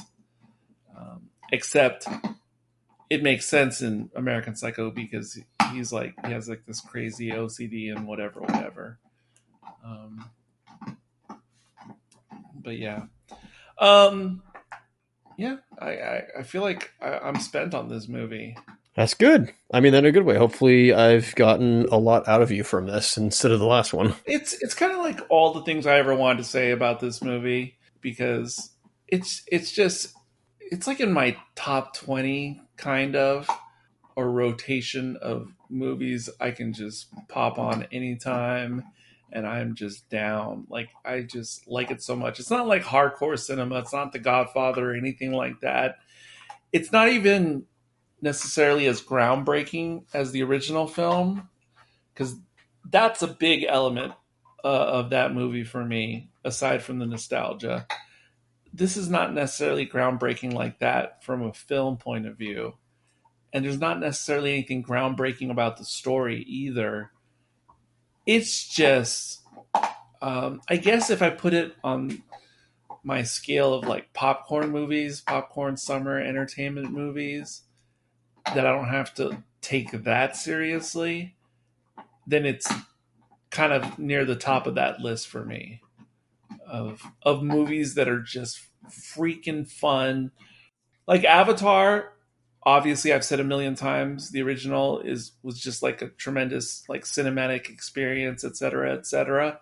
Getting my money's worth. But this is like that, except unlike Avatar, like this is just so much fun for me to watch from start to finish. Whereas Avatar, I love watching it. Like if there's like a 20th anniversary screening someday, I'll probably go, but I won't be having fun. I might enjoy it, but I won't be having fun the whole time like I would watching this at the theater again. And again, it's something else, an IMAX 3D. It's obviously not the same watching it streaming at home. Yeah, I hope you enjoy, and your area does give that promotion of watching the. Well, I'm sure it'll be available, but I don't know if I'm going to actually be in attendance, just because, when I was younger, I could do double features at the theater, but even that is tough. Older me, it's tough to sit through 2 feature films at the theater. Well, that's fair. We all have the thing that will make us tap out. Although, who were those people who, when they were when Endgame was coming out, went to those MCU movie marathons for like 24 hours, watching like all the movies leading up to Endgame? Not me. I would never. I will never forget. I brought this up before, maybe on RPG. In '89. It was the 25th anniversary. And right now, we just had the 59th anniversary of TOS, or Star Trek at large. That just happened yesterday at time of recording. So this next coming year, 2026, is supposed to be a big one because it's the big 6-0 for Star Trek. But anyway, and they say there's going to be a lot, but who knows. Anyway, in '89, it was the 25th anniversary. And one of the few great treats that my father spent money on in my youth was we had 2 tickets to see all 5 Star Trek films up to that point.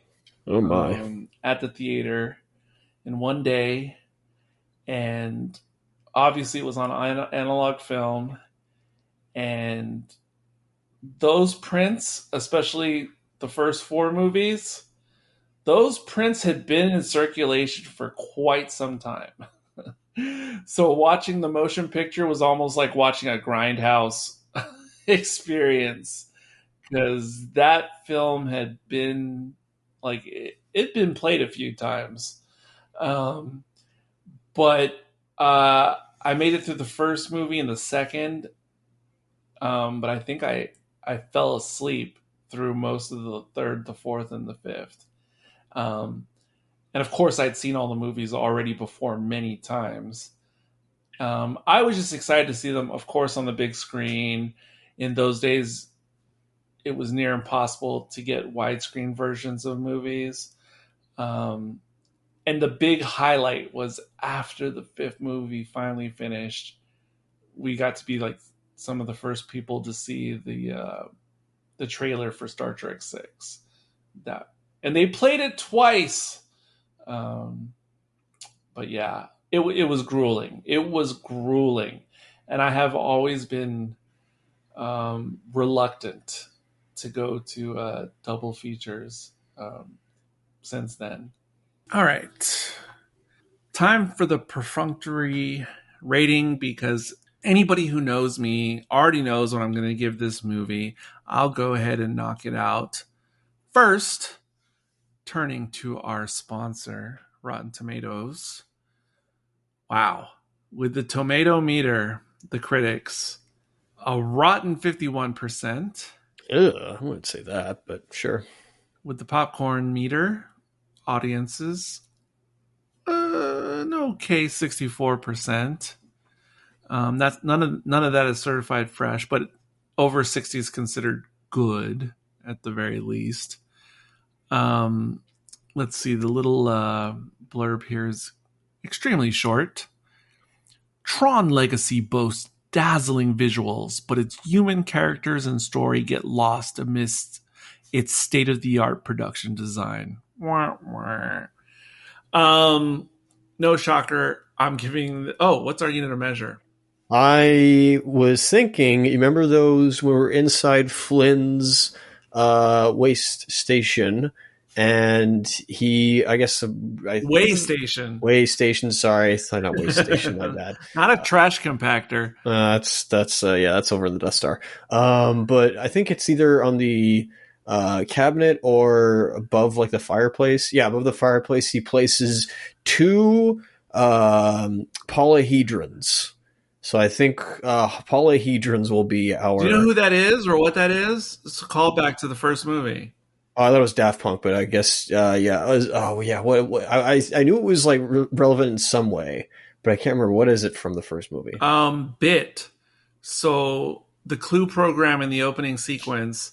I forgot about that. Has bit. Yes. And then bit can only be affirmative or negative and transforms or morphs into either, you said the word, polyhedrons. Yes.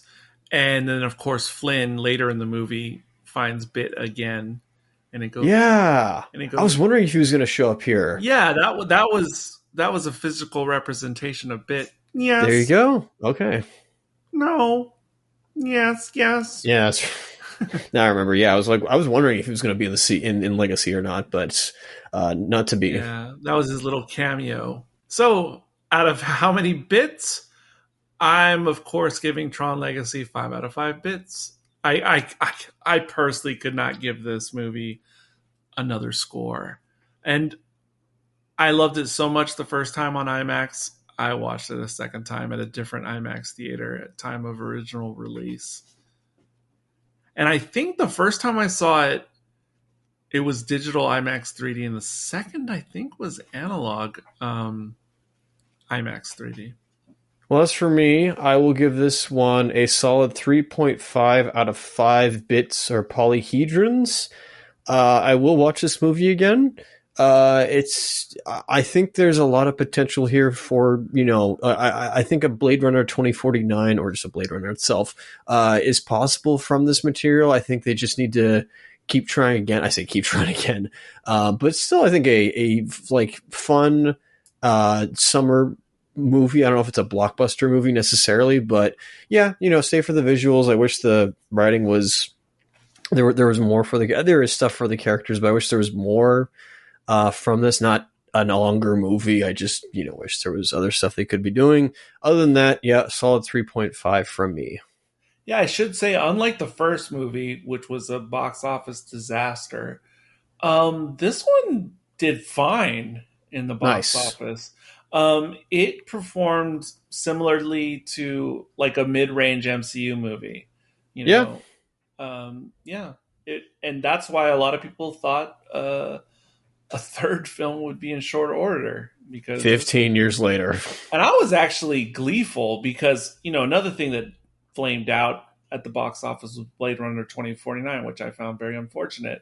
Yeah, unfortunately as well. I was pleasantly surprised how well this movie did, because I didn't, in my head, there can't be that much nostalgia, to really sell tickets for this movie in particular. And I really think it was new people, newcomers. I think it was younger folks who did not grow up with Tron 82, many who had not even seen Tron 82. I suspect they were the ones who bought most of the tickets for this movie. Well, there we have it. I could not do this movie justice because I just freaking love it. Aside from the head swap, it's a perfect movie for me anyway. And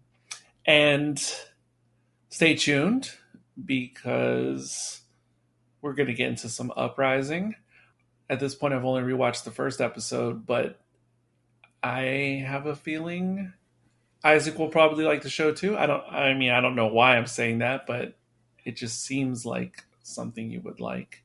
We'll find out. At the time of the recording, just making this clear, I have not watched it yet. I did not want to spoil myself for this movie. Not that it was going to spoil this movie. I just mean like I kind of wanted to go in sequential order, just to be in real time. I would too if I was in your place. And I saw them in sequential order myself because I saw all these things at the time of release.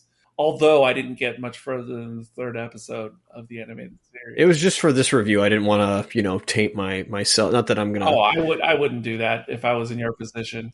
But yeah, stay tuned for that. And I can't wait to see and talk about Tron Ares eventually. Path to War.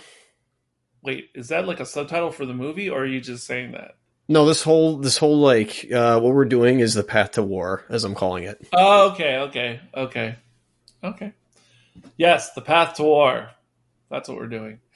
Closing out the show today, this is Eric. This was Isaac. And until next time... Who wants to escape from the digital world? Clue or Agent Smith? Until we discover that, the balcony is yours.